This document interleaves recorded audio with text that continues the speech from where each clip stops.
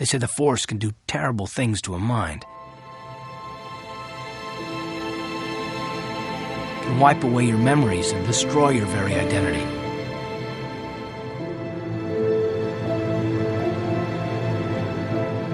What greater weapon is there than to turn an enemy to your cause?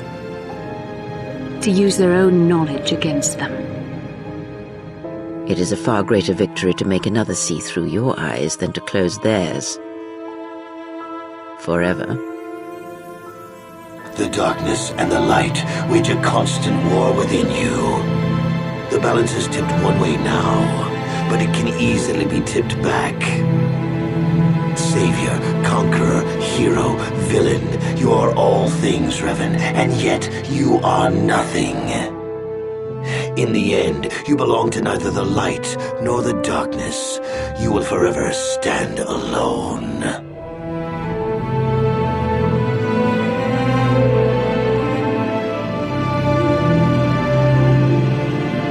You love me. There was a time I yearned for, and yet dreaded to hear those words. I loved you too, but I could never face who you were. Malak knew how I felt. Any part of the light that was within me would be extinguished when I killed you, and you said you loved me. This may not be the best time to say it, but I love you too, with all my heart.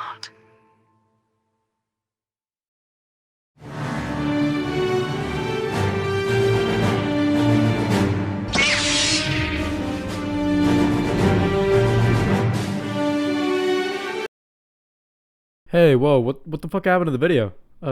Jim, what did you do to the video? Right. You just cut off the intro because you couldn't figure out a way to segue the intro into the rest of the video? That's real fucking creative of you. Can you start the goddamn video now?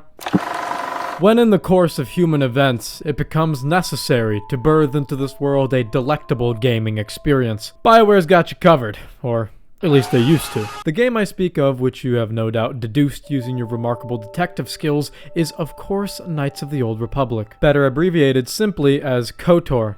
KOTOR is one of those once-in-a-millennia titles that shake the gaming industry. It was during a time in which BioWare was still a respectable company, and Xbox was actually a competent adversary in the console wars. There has been a console war, my friend! Oh, the times of old. Of course, I don't mean to give the impression that I played this game on release, considering it is 2 years older than my very existence, but the effect that this game had on the gaming industry is well known. It released as an exclusive for the original Xbox, and was a real pusher and mover for console sales, much like the Kinect would later be. A real sales incentive. Bullshit aside, KOTOR is a legendary RPG, and often considered one of the greatest games ever made. I mean, how couldn't it be? Star Wars, being the lush universe it is, practically begs to be adapted into an RPG, and the idea of creating a brand new Star Wars story set in a time before any of the movies or shows, such that the writers could have essentially infinite creative freedom, not bound by any Skywalkers or Glup shittos, it was a recipe for success. But what exactly makes this game good? Does KOTOR stand the test of time? Is the writing as ironclad as some say? All that and more today in this very brief, never before done, Knights of the Old Republic retrospective. Enjoy. We start our old, classic RPG adventure as any other, launching the game and realizing that my monitor resolution wasn't even fucking invented yet and having to install a shit ton of mods to fix the game's graphics. After that mess, we get to create our character. We have the choice between 3 classes and male or female. Now, unlike Dark Souls, your character's gender actually does play a somewhat significant role. This is a subtle nod to the fact that women are evil. A sobering lesson. Learning this, I choose to play as a man, but more specifically a male scout, as distinct from the soldier and scoundrel classes. Soldiers hit things, scoundrels talk, and scouts can do both, but more shittily, and with the advantage of certain skills, which will suit my ultimate purposes quite nicely. Considering this is a role-playing game from 2003, I thought it was only appropriate that I myself role-played as a member of greater society during that time. The most 2003 older brother core Monster Energy Axe body spray name I could think of is Kyle. I chose the last name Adam because there's nothing more evil than having 2 first names. Foreshadowing. The game opens with a classic Star Wars text crawl informing us of the threat of the return of the Sith Empire led by one Darth Malak, bringing upon the event that would come to be known as the Jedi Civil War. More on that later. We awaken amidst a battle on a Republic ship known as the Endar Spire. Though lost and despondent, we are saved from a pit of darkness by the one, the only, Trask Olgo. He tells us some stupid tutorial bullshit along with the fact that a Jedi named Bastila is upon the ship, and we need to save her on account of her battle meditation, an ability which is significant to the Republic war effort. Because, you know, it can't be a Star Wars game without some super specific force power you've never heard of. We then engage in some thrilling dialogue that even Bethesda would foam at the mouth over, and we get to steppin'. We slice through some Sith with my butter knife, watch a Jedi get fucking blown up, and Trask valiantly sacrifices himself to ensure our escape. Now, why exactly would Trask do this? Is he just a good soldier? Is he really so selfless? Is George Soros involved? Well, there's possibly another reason and a great conspiracy here, but we'll talk more about that later after this game's big plot twist. After that, we are contacted by one Carth Onasi, a higher up in the Republic military who begins to coordinate our escape from this hellhole. On the way to the escape pod, we come across a room absolutely overflowing with child soldiers. This is where these scout skills come in handy. After reaching Carth, we have a short discussion and eject ourselves from the Endar Spire onto the city planet of Taris. It is then that we have a vision that is totally not upon the bed in the medical bay of the ship we don't have yet, in which we see a Jedi strike team engaging in combat with a dark Jedi. How strange. We wake up in an abandoned apartment on Taris, with Carth having been looking after our unconscious, fragile body. If he weren't so attractive, I'd call foul play. You'll notice I oft make use of the pronouns we and our. This is a subtle nod to my ancestry. Please ignore it. Anyways, Carth informs us that after we crash landed, we slipped in and out of consciousness like one of Cardi B's boyfriends and have been held up in this abandoned apartment ever since. The current situation is not great. The Sith have occupied Taris and instituted martial law in the search for Bastila. It is our duty to find Bastila and to help her, which shouldn't be too hard since the Sith aren't really looking for a couple of normal soldiers. Now, for those unaware, it is important to realize that in this time period, the Sith aren't a reclusive, secretive order of only 2 Dark Jedi at a time like in the movies. There is a Sith Empire that has come to power, and it is at war with the Republic, and among their ranks are normal foot soldiers, as well as many Dark Jedi. So when I say the Sith have occupied Taris, don't assume I mean there's like 60 Darth Vaders walking the streets. Now, there is a slight problem here with the fact that Carth is not at all a normal soldier, so really the Sith should probably be shooting us on sight, but I digress. Other than that, Carth gives us some background exposition, like how Revan was killed by his apprentice, Darth Malak, by shooting his ship with big epic lasers, while a Jedi strike team beheaded by Bastila was aboard. Beheaded? Fucking Jesus. While a Jedi strike team headed by Bastila was aboard, though his body was mysteriously never recovered. Mysterious. Anywho, we leave the apartment and begin our good guy Jedi campaign by beating the shit out of Sith and breaking into people's apartments.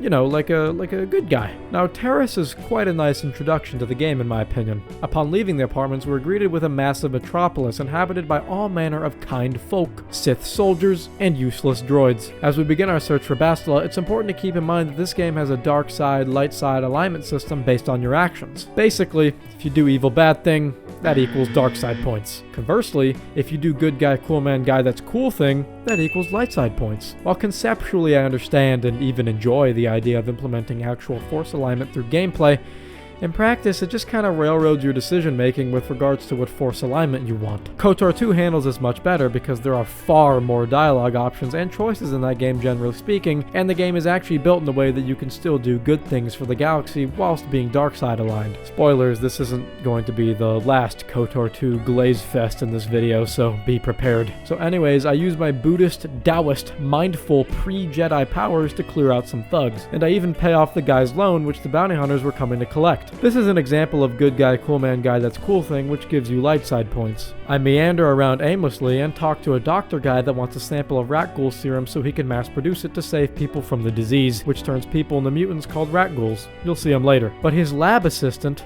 bastards that they typically are, looking at you, Dario, Organic Chemistry 1 lab partner, gives me the totally awesome proposition to just sell it to some dick fuck instead and fuck the whole planet. Again, while I respect that this game gives you a dark side, light side choice in practically every scenario, some of these are just straight up retarded. I mean, which one do you think is the good guy option here? There's a total lack of subtlety and nuance in a lot of these decisions, and while I'm glad that they exist rather than there just being one way to complete every quest, a little more flexibility with regards to role-playing would have been nice, since most of my favorite Star Wars characters aren't cartoonishly good or bad, but, you know, kind of like a real person. Anyways, I do some more stupid bullshit, and Karth begins to talk to me about his past, and I get that guttural feeling like when your girlfriend of 2 weeks starts to talk about her freshman year in college. This is another core mechanic in the game. Traveling with your companions will open them up, and allow you to learn more about them. I won't focus on their specific stories now, since I'll talk about them all simultaneously in their own dedicated section of the video, so stay tuned. Now, we need some Sith uniforms to get to the Undercity, which is where Bastla's escape pod apparently crashed.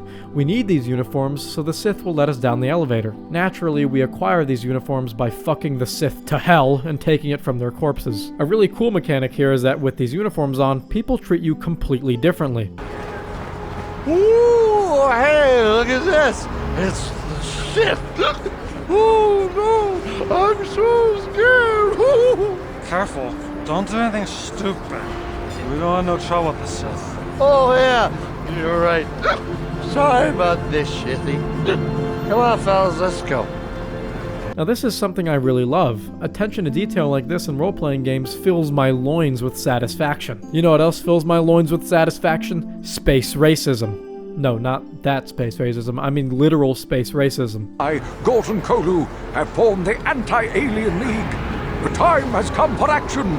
We cannot sit idly by while aliens blight our glorious planet. After that enlightening conversation, I make my way back to the cantina to play some Pazak, which is essentially space blackjack. Except every single person you play is a complete and obvious fucking cheater.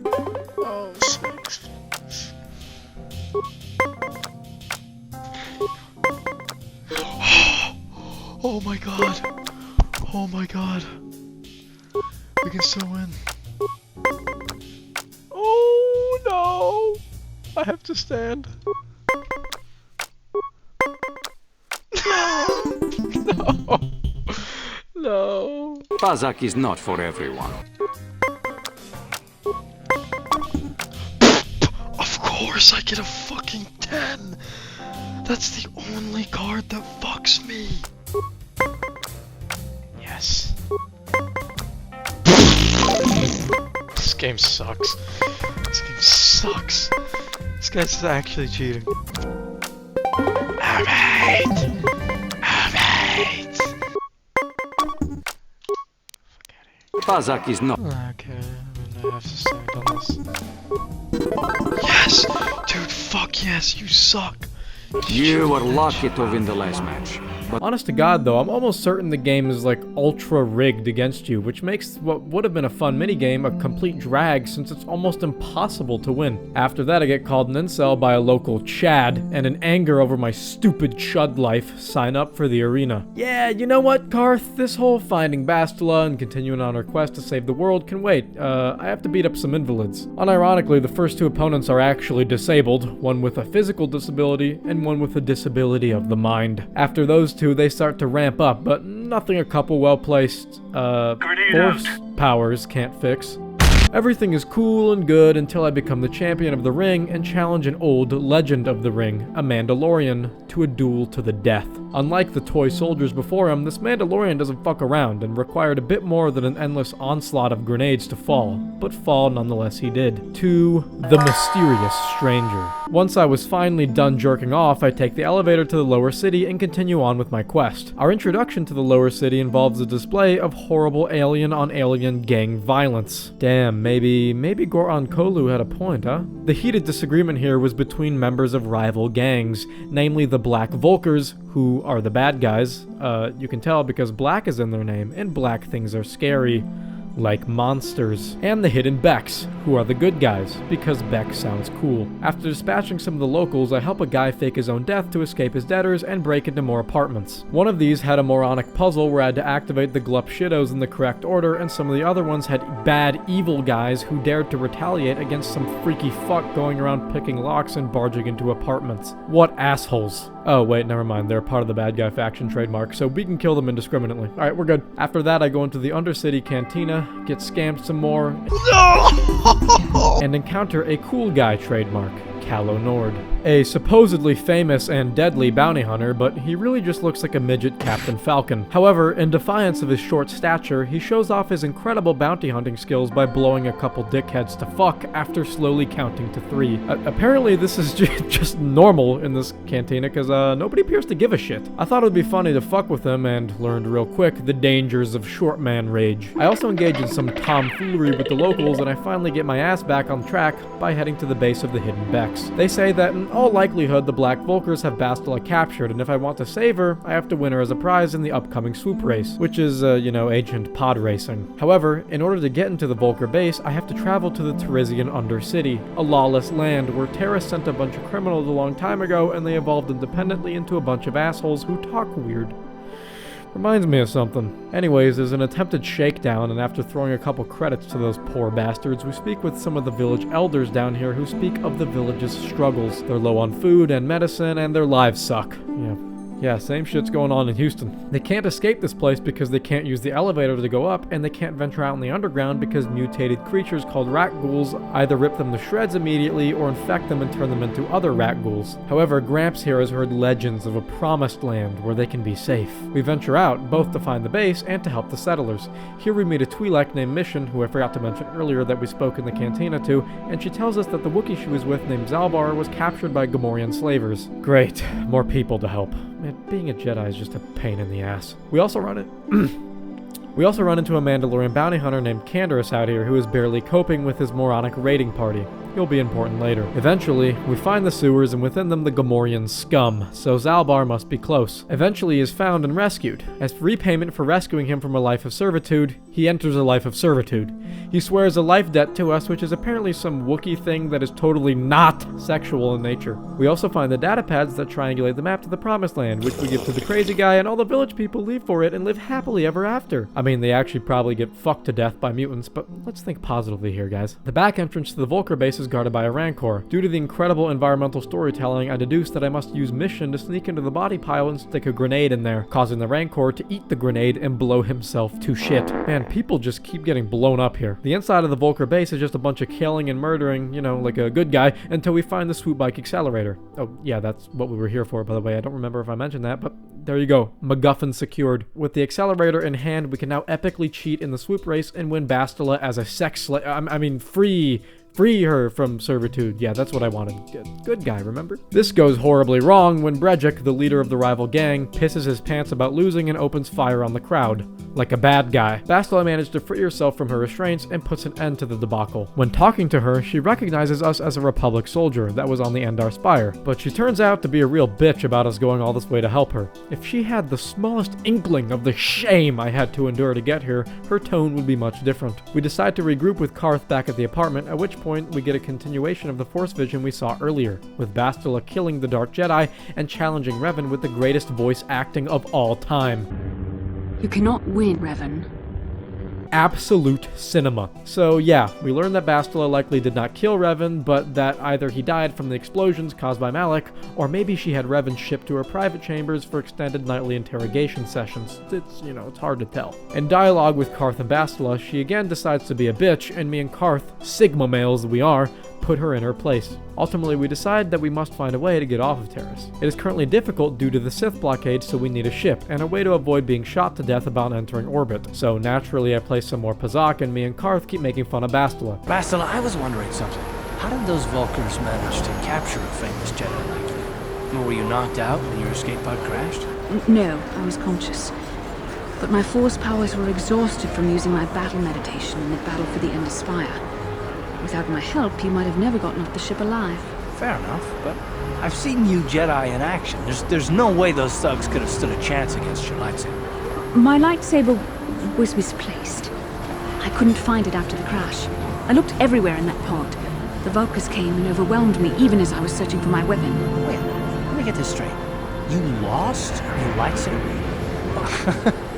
I mean, isn't that a violation of some kind of Jedi code or something?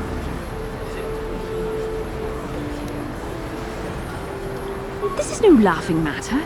During the crash, my lightsaber must have fallen from my belt and rolled under my seat. The Vulkars probably found it there when they searched the wreckage.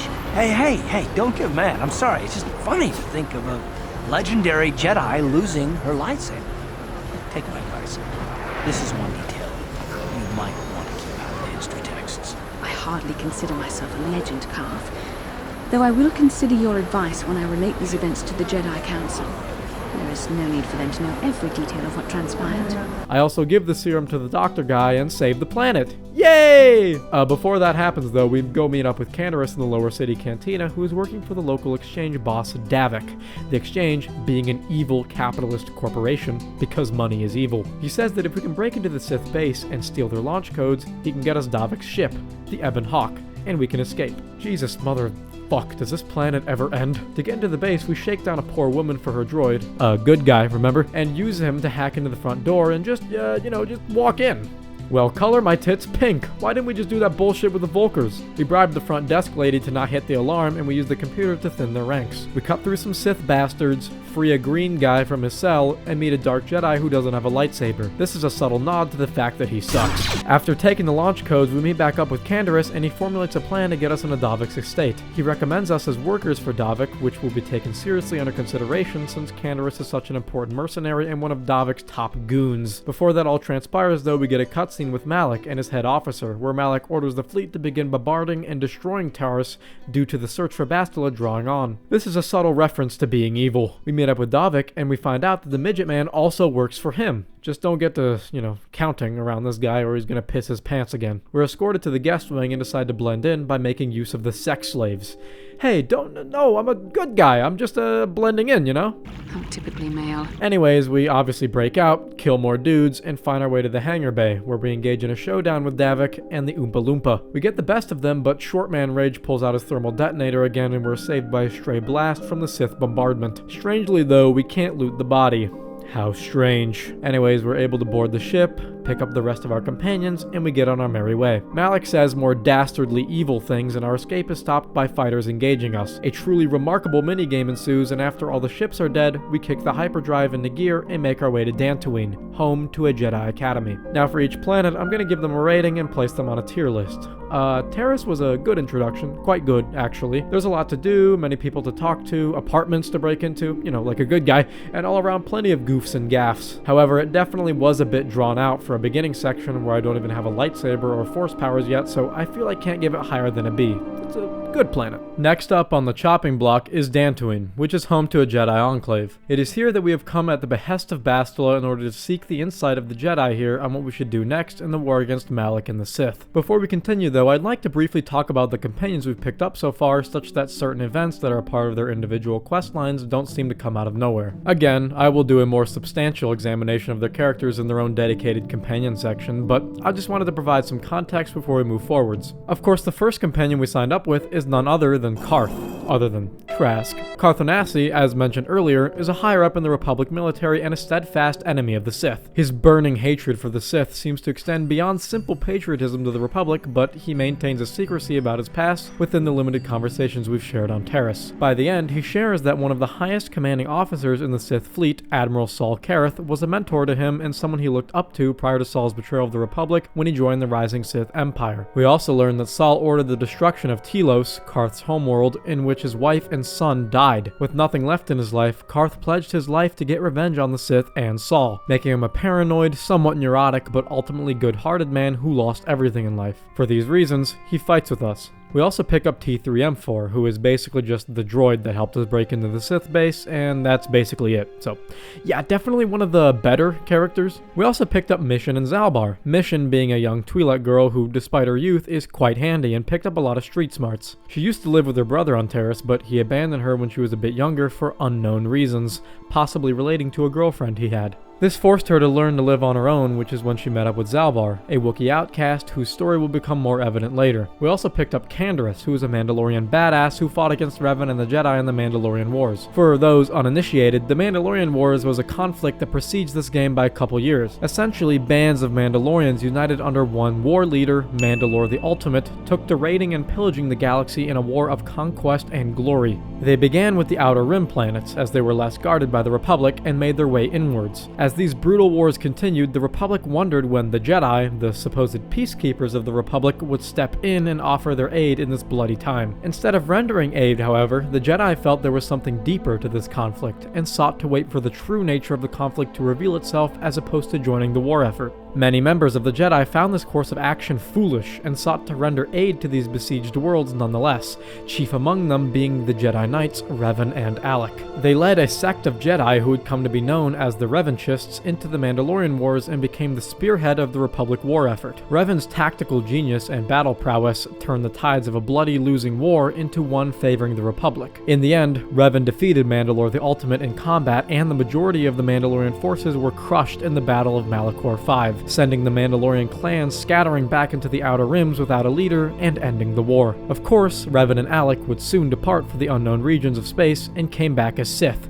seemingly corrupted by something they found out there. Revan became Darth Revan, and Alec became Darth Malak. Yes, very creative. Then, Malak betrayed Revan, and here we are now in the midst of the Jedi Civil War, even though it's Sith fighting Jedi, so it's not really a civil war, but, you know, whatever. Anyways, yeah, Canaris was just a soldier in that war and became a bounty hunter after their defeat, as did many Mandalorians. More on the general lore of Revan and Malak later, obviously, as well as in my KOTOR 2 video. Maybe, you know, check it out after this one. Or, you know, don't. It's your fucking life. Finally, we have Bastila. Now, Bastila will grow to be a great character throughout the course of this game, but she's initially a very hard-headed, arrogant, and generally rude Jedi Knight who possesses a great command over a rare force power known as battle meditation that inspires allied forces to fight and weakens the will of her opponents, which is obviously a great boon in wartime. We don't really know much of Bastila yet, other than that she encountered Revan previously when she raided his ship and Malak betrayed him. And when it comes to the player character, well, we're just some soldier in the Republic Army. Totally nothing more, so yeah, obviously more in-depth analysis later, but hopefully this gives you some added context of who we're traveling with. Now on to Dantooine. Upon landing on Dantooine, Carth recalls the fact that the Sith reduced Taris to ash and that we probably shouldn't stay here for very long, to which Bastila reminds him that even the Sith wouldn't dare a full attack on Dantooine at this point in the war due to the enormous Jedi presence here. Anyways, Bastila meets with the Jedi Council here and they request an audience with us, to which Carth is suspicious given we aren't even a Jedi. The Council here, who are not the High Council of the Jedi by the way, just the Council here on Dantooine, claims they have discussed my quote, special case and wish to undertake me in Jedi training due to Bastila's claim that we are strong in the Force. This is remarkably unusual, as Jedi typically don't train adults as their minds become more resistant to the training and they have likely already formed many attachments so late in life. Additionally, Master Vrook in particular appears to be concerned with this course of action and asking whether or not Revan is truly dead, and that our training could bring back the Dark Lord himself. It's unclear what he means by this. After giving the Council some more time to speak, we have another Force vision, but this time it is of Revan and Alec searching for what appears to be an ancient ruin and coming upon some sort of device called a star map. They appear to be searching for something called the Star Forge, though the true nature of their quest is yet unknown. Obviously, this is some sort of vision of the past like the others, and could help explain the Sith's sudden rise to power. Upon regroup with the Council, we learn that Bastila and I shared this dream, indicating that for whatever reason, Bastila and I share a Force bond. Due to the recent developments and needing to find a way to stop Malak, the Jedi send me and Bastila on a mission to investigate these ruins on Dantooine. But in the stroke of sheer writing brilliance, the Council decides we should be trained first as a Jedi apprentice before embarking on this journey. This is just absolutely revolutionary. If only the same geniuses working at BioWare had overseen the sequels, we could have gotten something that resembles goose shit a little bit less. Somehow Palpatine returned. Oh, brother, this guy stinks! Nonetheless, we are trained and progress rather quickly, especially for an adult. How strange. But before becoming a full Padawan under Bastila, I must first pass some tests. The first is just memorizing the Jedi Code. There is no emotion, there is peace. There is no ignorance, there is knowledge. There is no passion, there is serenity. There is no chaos, there is harmony, there is no death, there is the Force. This code reflects the Jedi principles of pursuits of serenity and emotional apathy as opposed to the pursuits of passion and will under the Sith code. Applied to the real world, Jedi are like radical Buddhists who took some of the teachings too literally, and the Sith are atheist will-to-power redditors. After reciting the code, the next test is the construction of our lightsaber. It's at this point that we select our secondary Jedi subclass.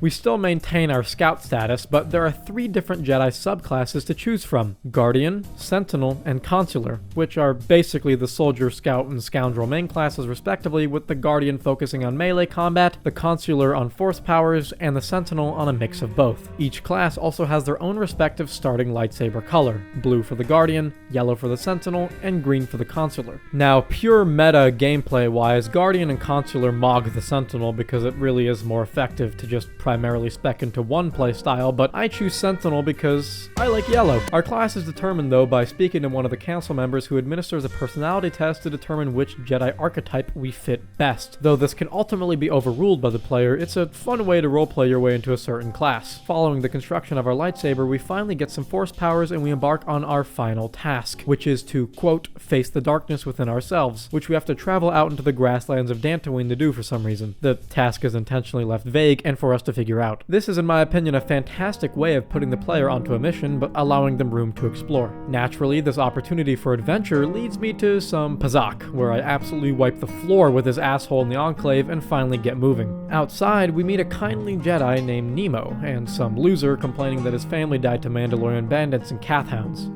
Those Mandalorian brutes have killed my daughter. You should have protected her better. And you call yourself her father. Altogether, this sounds like a good place. Don't ask me why. I've just woke up in a fucking steaming mood, yeah? Because I live in a shithole. Do you know what I mean? Dantooine. It's a fucking shithole. I hate the fucking place. I fucking hate it. It's full of dickheads. I fucking hate it. This is also where we embark on a quest to help some random lady find a droid she seems to miss a little too much. As the last legacy of my husband, for my own personal ease of mind, I need him back. His absence gnaws at me like a gaping wound. Wow, she really misses her droid, doesn't she? Please, I beg of you, return my droid to me. This reminds me of that lady that poisoned her boyfriend because she lost her rose toy. This fucking tastes weird. What'd you put in it? Sesame oil. You're joking. You're joking. You do not put sesame oil in this. You threw away my rose toy. Dude, you're fucking kidding. I had an EpiPen like a long time ago. I don't know where the fuck. Maybe I took it. I mean, I'm gonna have to go to the hospital. You're gonna have to fucking drive me to the fucking hospital. I can feel my throat closing up. My license is suspended. You're joking. You threw away my rose toy. Fuck the rose toy. Who gives a shit? You don't need it anyway. What do you mean I don't need it? I need it! Femcells truly are a dangerous breed. Anyways, the outside of Dantooine here is kind of retarded. It's just a bunch of wild dogs and Down syndrome buffaloes with some Mandalorians mixed in for good measure. No, please. Take my wife and children instead. Anything. Wife and children. Sounds like a good idea.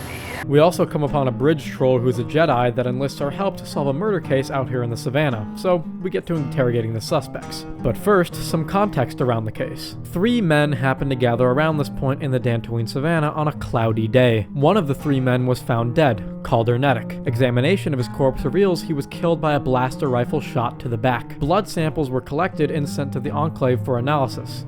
2 other men were at the scene, Handon Gould, who was found unarmed, and Rickard Lusoff, who was carrying a hunting rifle. They both accuse each other of killing Nedic. After questioning the suspects, Lusoff claims he was out here hunting the savannah animals when the sun blinded his eye, and he shot at what he believed to be an animal, only to find no animal corpse there and instead Gould next to Nedic's dead body with an injured limp. Gould, on the other hand, claims he was out for a morning run because he's too cool for speeders. He claims to have heard a shot and went over to investigate only to find Nedic's body. It seems quite obvious at this juncture that Lusoff shot Nedic on accident whilst hunting due to being blinded by the sun, and that Nedic discovered the body and called for help. The Jedi, however, is not convinced, due to it being a rather unlikely turn of events and the fact that the suspects appear to be lying. For example, Gould never explains why he's clearly injured and in fact denies it, whilst Lusoff couldn't have been blinded by the sun due to it being a cloudy day. Clearly, there is a greater mystery afoot here. With greater investigation, we find that Nedic fucked over Lusoff on a business deal, and that Nedic also fucked Gould's wife. I'm not joking, the cucking of Gould is a primary plot point here. After catching them out in a couple more lies, it becomes clear that both Lusoff and Gould plotted Nedic's death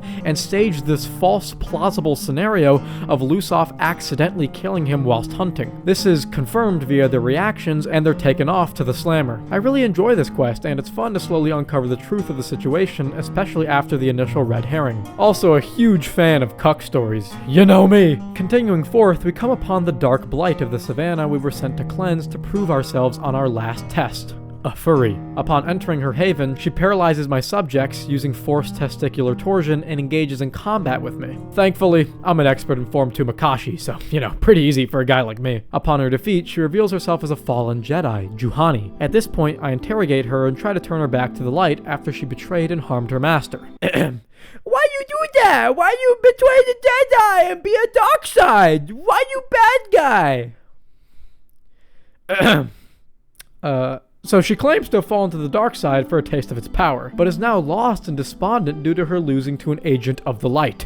Me. I persuade her to return to the Enclave and repent for her sins, which is exactly what she does. We return to the Enclave and find that Juhani has been reaccepted into the Order on account of her repentance, and that the Council was using the situation as a test for both me and her. After proving myself, I'm finally pronounced as a Jedi Padawan. The Council then finally sends me on a mission with Bastila to check out the old ruins here on Dantooine and find the star map that Revan and Malik found in our vision. Also, an old guy is pissed and wants help from the Council, so yay, another quest. The old guy in question, Alan Matali, is upset because his son Shen went missing and he believes the rival family, the Sandrels, are to blame. On the way to the Sandrels, I find that lady's Rose toy who literally kills himself instead of going back to gooning with her. Damn, that pussy must have been acidic. I also stumble upon a cave with a shit ton of kyber crystals to loot to upgrade my lightsaber. Once I arrive at the Sandrels, the head honcho here pretty much refuses to answer any questions and accuses the Matalis of killing his son. We did find his son's dead body earlier, but he clearly died to Kath hounds, not via any manipulation of the Matalis. The Sandrel daughter, Reheja, fills us in on what is actually happening. They did kidnap Shen as payback since the dad believed that they killed his son, which we know is not true. Oh, and also Reheja and Shen love each other, something I'm sure Gorton Kolu wouldn't sanction. We kill a bunch of Sandrel droids and save Shen from custody, at which point Matali pulls up with his shooters and a confrontation ensues. In the end, I convince the two to put aside their differences and let the children forge their own destiny.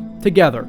Like a good guy. Finally, after all that dicking around, we get to the task at hand, the ancient ruins. Within, we meet an ancient droid who cycles through multiple unknown languages until landing on Selkath, a language we understand. The droid claims it was cycling through languages that were slaves to the builders. The droid is ancient and belonged to the builders of the Starforge, though it fails to divulge any further elaboration on any of this, except for the fact that the Starforge is something of immense power and the apex of glory of an ancient civilization, which explains why Revan and Malik were searching for it. Also, Nemo died. To access the star map behind the door, though, we must go through two tests. First, kill some pretty powerful droids, then answer some weird logic question. First is which three world types give life, which would be oceanic, grassland, and arboreal, and the other one is the opposite with volcanic, barren, and desert, which, is actually just false, but whatever, who gives a shit about ecology anyways. After that super difficult puzzle that the fucking moron somehow messed up, we find the star map, a fragment of the information necessary to triangulate the location of the Starforge. From this star map, we can also tell the location of the other ones, being Kashyyyk, Tatooine, Korriban, and Manaan. On the way back, me and Bastila share some steamy dialogue.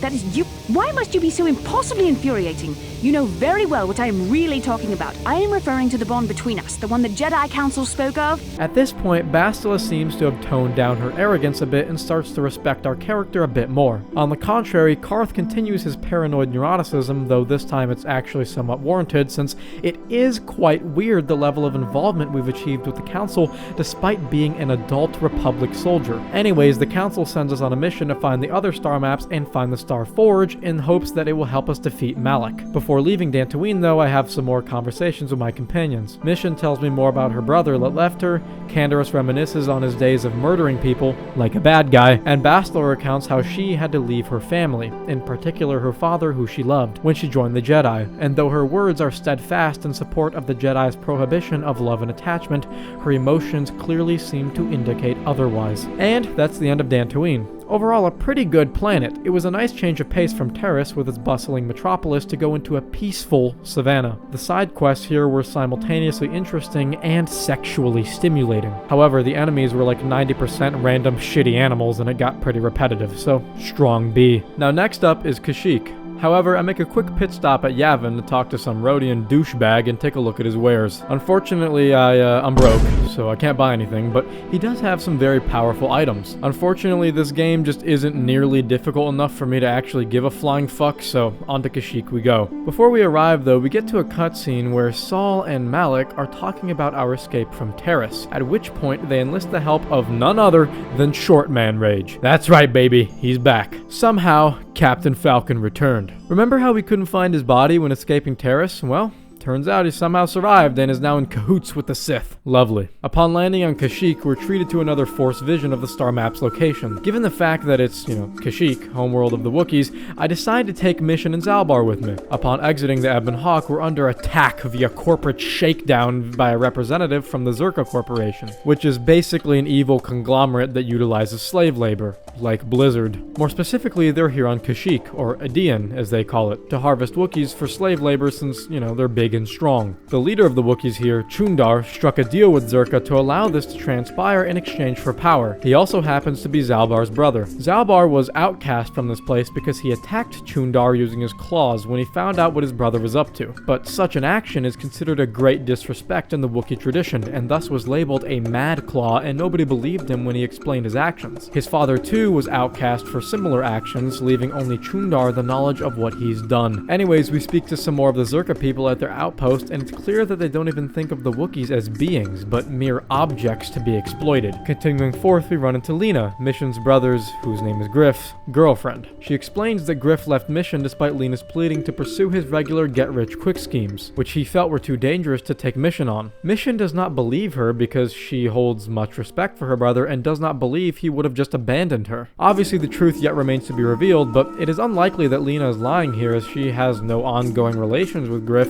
and Mission seems to just want to believe in her brother. She's also dressed like a stripper, which, I'm okay with, but it doesn't exactly lend a great amount of, let's say, credence to her assertions. Anyways, wannabe Goron Kolu here talks our ear off about how dangerous it is outside the settlement, at which point we leave and face this horrific danger. Scary leaf spider guys. We also come upon some Zerka personnel standing over a Wookiee's corpse, clearly an incident with their slave. Zalbar and I go full Django Unchained on these sons of bitches. After some more hooliganism, we're jumped by a trio of YNs looking to prematurely stop our investigation of the Starforge's whereabouts. We swiftly put an end to their foolish lives. It is cool though that this game actively makes you feel hunted by Malik rather than just sitting around waiting for you to reach him. They also dropped a shit ton of lightsabers, which I will utilize to dual wield later on. After that, we finally reach the Wookiee outpost. Roro. Nailed it. Inside, we meet with Chundar, Zalbar's brother and chieftain of the tribe. He has clearly made a deal with Zerka, even having them within his very throne room. Zalbar expressed his disdain for this, but nobody listens to him, since he has been labeled a Mad Claw. Chundar intends to keep Zalbar hostage here until we do a task for him. Apparently, there's a mad Wookiee down in the Shadowlands causing problems for Zerka, and we need to take care of him. The Shadowlands being the name for the forest floor of Kashyyyk. Where the Wookiees typically live in these kilometer-high trees, the Shadowlands are a dangerous place never touched by sunlight where all manner of dangerous creatures live. In our vision, the star map appeared to be upon the forest floor, and so this quest will likely help not only Zalbar but also aid us in locating the star map. As such, we take on Chundar's quest and begin our descent into the Shadowlands. Upon reaching the bottom, we behold a sight as cold as death itself. Short Man Rage, backed by a couple Wookiees. Ostensibly, he's here to finish the job. Of course, realistically, he's failed to realize that my powers have doubled since we last met, and my Jedi gank efficiently dispatches this fool as the nice guys finish last again. Fuck you. After that, we begin our exploration of the Shadowlands. I quite like this area aesthetically, as a vast jungle at the bottom of a planet towering with kilometer-high ancient trees is, it's quite the ambience. However, the actual literal ambience leaves something to be desired.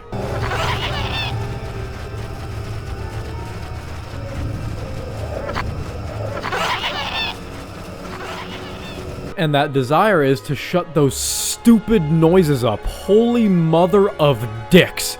I'm not exaggerating. Every second of every minute on this godforsaken planet, there's this horrible monkey noise that just never ends. I don't know whose bright idea it was to add this terrible vocalization into the background mix here, but they should be executed, or, you know, at the very least, shipped off this planet. Moving forwards, we kill more stupid animals. You know, it's a KOTOR, PETA's worst nightmare. And we come upon an ancient Jedi Unk facing off against his own horde of dumb animals. He reveals himself to be a man named Jolee Bindo, and after a short conversation, scurries into the woods with invitations to follow him to his home. What a queer fellow. The old coot clearly has information on the star map we seek, but will only help us if we find...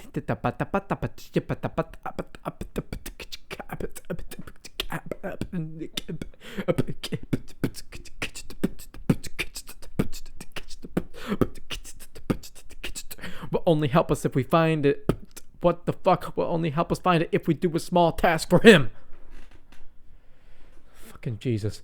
He wants us to get rid of the Zerka personnel down here in the Shadowlands, but without murdering them, you know, because he's a good guy. Overall, he seems like a wise and funny old man, so I'll humor him for the moment. After making my way to the Zerka camp here, the captain has no plans to go anywhere anytime soon, and is well aware of Jolee's antics and wishes for them to leave. They're camped out down here by these sonic emitters that keep the dangerous critters away. After plugging my brain into the wall, it becomes obvious that I need to persuade the people tending to these emitters to abandon their posts. After doing this, a big fuck you guy comes out immediately and chases them off. I mean, I didn't technically kill them, in the same vein that if I fucking shoot someone in the head, it was actually the bullet that killed them, not me, Your Honor. Anyways, this is apparently good enough for Jolee, and he joins our party in the search for the star map. Moving forwards, we find some droid containing a playback of some hooligans being betrayed. I attempt to scrap the droid for parts, and immediately realize the folly of greed. A couple dumb animals, and one marathon later, we reach the force field Jolee spoke of as he powers it down using his mind, allowing safe passage to the rest of the Shadowlands. The first thing we come upon is a Wookiee in combat with a couple of Mandalorians. We dispatch the Mandalorians, and the Wookiee informs us that this area is infested with cloaked Mandalorians that only attack you when you are unarmed. Like massive pussies. If Canderous were here, he'd probably conduct a blood eagle upon himself from the shame. Anyways, I'd just like to briefly mention that at this point in the game, we have a full party of Jedi, which makes the game a lot easier, since Jolee can just sit there force healing us while me and the other Jedi, in this case Bastila, beat the ever-loving shit out of people. Of course, I still switch out companions from time to time if a certain quest involves them directly, but a full team of Jedi is definitely the coolest. Moving forwards, we finally find the mad Wookiee Chundar sent us to kill, a crazed Wookiee named Freyr, who actually happens to be Chundar and Zalbar's outcast father and the old chieftain of the tribe. However, he is overcome by madness because of his exile down here in the Shadowlands and attacks us. We beat him in a fight and talk him through to come to his senses. We inform him of the situation with Chundar and the slavers and cook up a plan to retrieve Baka's blade, a ceremonial weapon ancestrally and culturally owned by the chieftain of the tribe that has since been lost. With such an icon in hand, we can muster the honor necessary to challenge Chundar and reclaim Kashyyyk for the Wookiees whilst banishing the slavers. On our hunt for the weapon,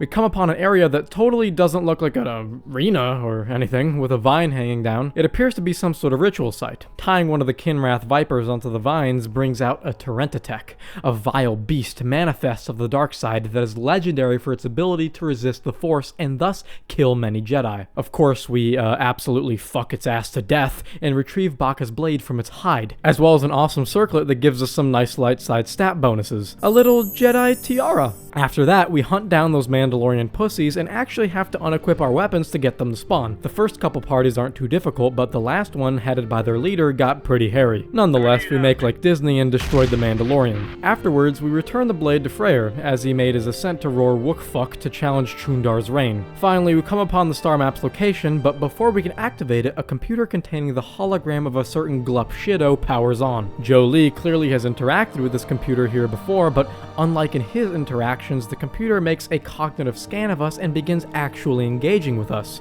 much to Jolee's surprise. How strange. Why are we a preliminary match as distinct from anyone else? Anyways, the computer explains that it was put here to guard access to the star map from anyone except for those that fit the cognitive behavioral patterns in memory, likely mirroring the person who installed it here. In order to determine whether or not we fit the bill, we're asked a series of questions. The first is as follows. Me and Zalbar are captured and separated. If we both remain silent, we are each sentenced to 1 year in prison. If one of us betrays the other but the other stays silent, the betrayer is set free while the other serves 5 years. However, if we both betray each other, we each get 2 years. What do I do? For those well-versed in pseudo-intellectual pursuits that make you feel like there's some sort of meaning to your worthless existence, but in the end we both know you're gonna go home and shoot blanks to Overwatch porn, you might recognize this as the classic prisoner's dilemma, commonly used to showcase why people may not cooperate even if it is ultimately within both of their best interests to. I model my response after what I think the computer is looking for, given that Revan and Malak were likely the last ones here and gained access, so I choose the option most appropriate for a cunning and ruthless tactician, as opposed to good guy response number 367. I choose to accuse Zalbar in this hypothetical, which the computer congratulates me for as I wisely trade the possibility of serving 1 or 5 years for 2 or none. Also, quick side note, he knows about my companions even though they're not here. How strange. The next question is as follows. You are at war and intercept an enemy transmission. You learn 2 things. One is that a spot in their defenses will be weak in 10 days, and the other is that they will attack one of your cities in 5 days. What do you do? Again, thinking as Revan likely would, I prepare my forces to attack their weak spot in 10 days, whilst allowing the attack to occur against my city in 5. This is the most wise, because if I were to defend my city, the enemy might become wise to the fact that we have intercepted their transmission and I may lose the opportunity to attack their weak spot. As the computer says, the ultimate victory requires the death of my people in that city. A sobering lesson for wartime. The next question builds upon the last. With us winning the war and enemy states becoming weak and fragmented, a time of peace causes complacency and your people begin to question your rule. The scenario is the same. An upcoming weakness is discovered alongside an impending attack. Once again, I choose to let the attack happen, rallying my people behind me and simultaneously quelling any rebellion as well as crushing my enemies in one brilliant stroke. As I deliver my final answer, the computer exclaims that I fit the pattern in memory and opens the star map for me, leading us one step closer to finding the Starforge. I actually really love this section quite a bit because it requires some amount of actual thought and role-playing to get through as opposed to just blindly picking all the good guy trademark answers, as doing so will cause the computer to turn hostile, still allowing you to get the star map here but in a much less interesting way than correctly understanding that it must have been Revan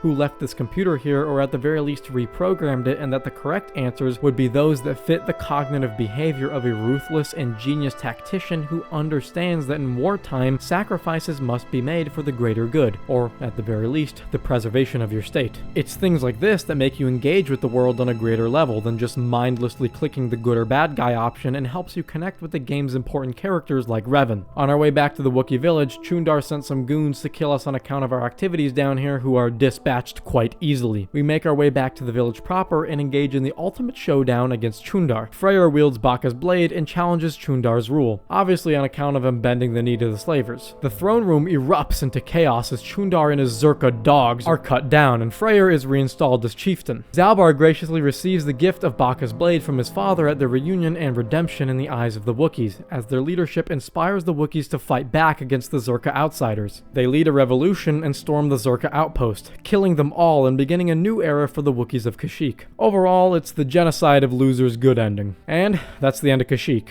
In my opinion, this is a really excellent planet. I love the environment and the treetops, as well as the murky Shadowlands. The sound effects are an absolute disaster, but looking past all that, we have a great character arc with Zalbar being welcomed back into the Wookiee society and the redemption of the Wookiee people with Freyr's uprising against Chundar. We also met up with Jolee, who is a simultaneously wise and hilarious old man who has quite a great story, but we'll get into that later. Additionally, the star map's cognitive behavioral IQ test was remarkable. I remember Kashyyyk, my beloved, fondly, and will place it in S tier. Oh, and also there's some weird kid on the ship who speaks some dumb language, and we send her off with some weird Twi'lek man who claims to know her parents. I sure fucking hope so. Next up on the cock and sock is Tatooine. Yeah, that's right, Tatooine. Hey listen, open letter to everyone and anyone involved in Star Wars. Yeah, if you so much as utter the word Tatooine again, I'm going to mechanically and chemically separate your head from your torso. I mean, for fuck's sake, guys.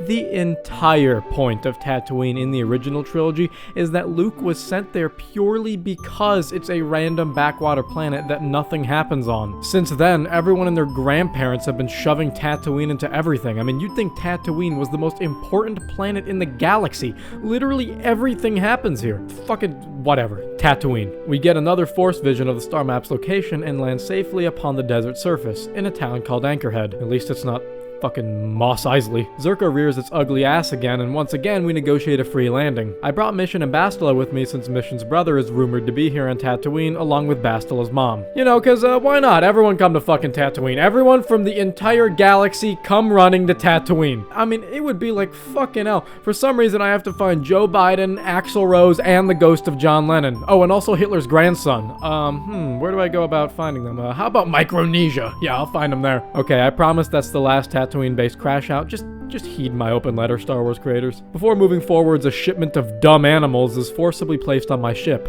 Just can't get away from dumb animals. These dumb animals, however, are cute, so I let them be.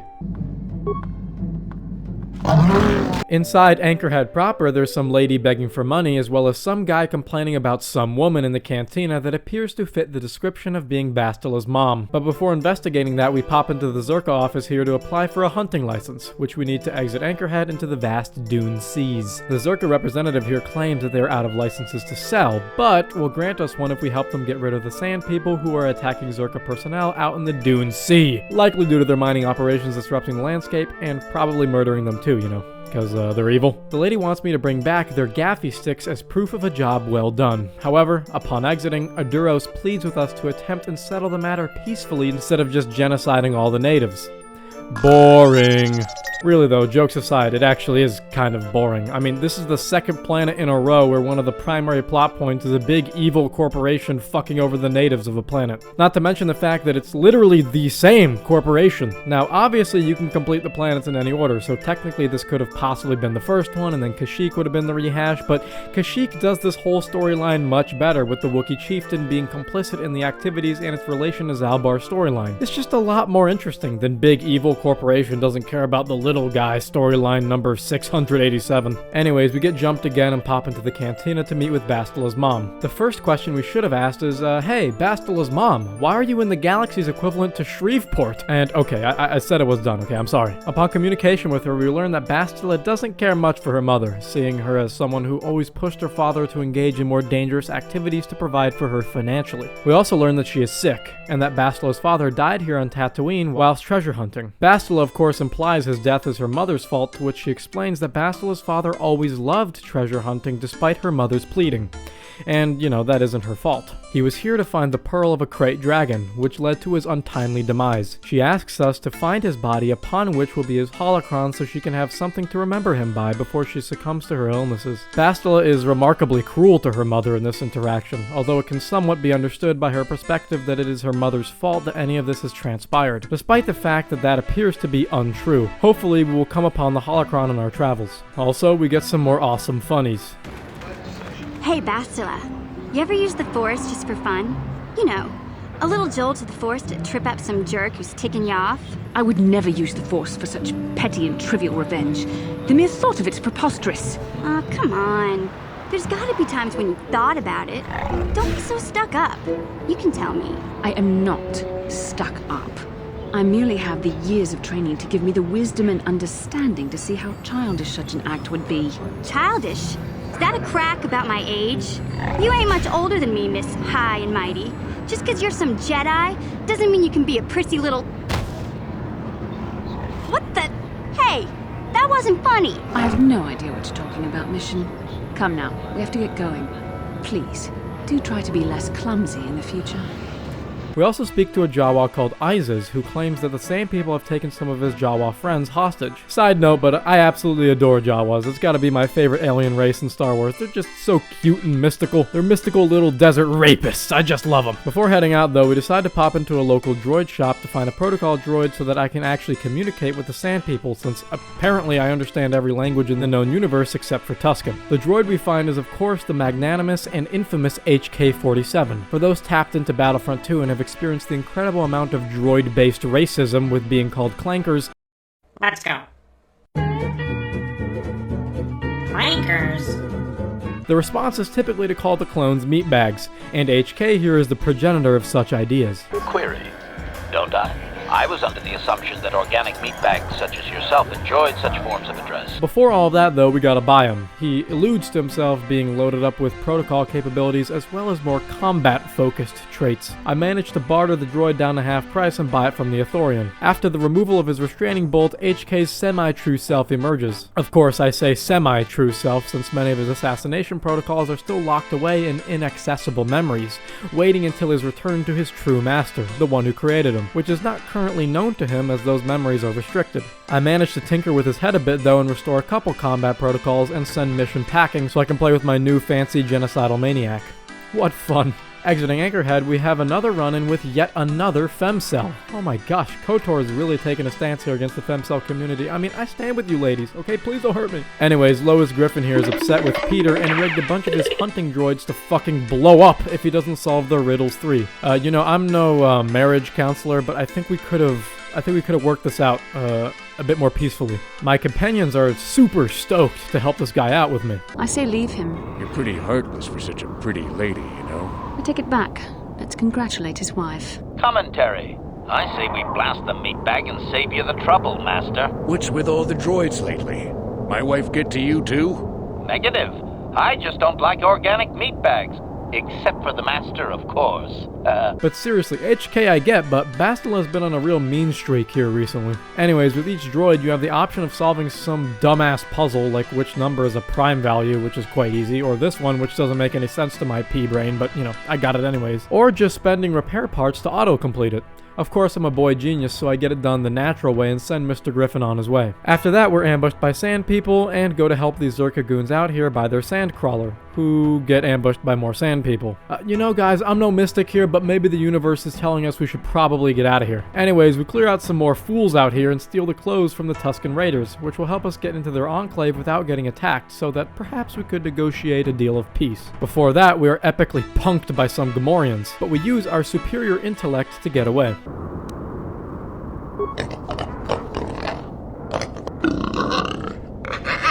Bro, these fucking guys. Outplayed, bro. Outplayed.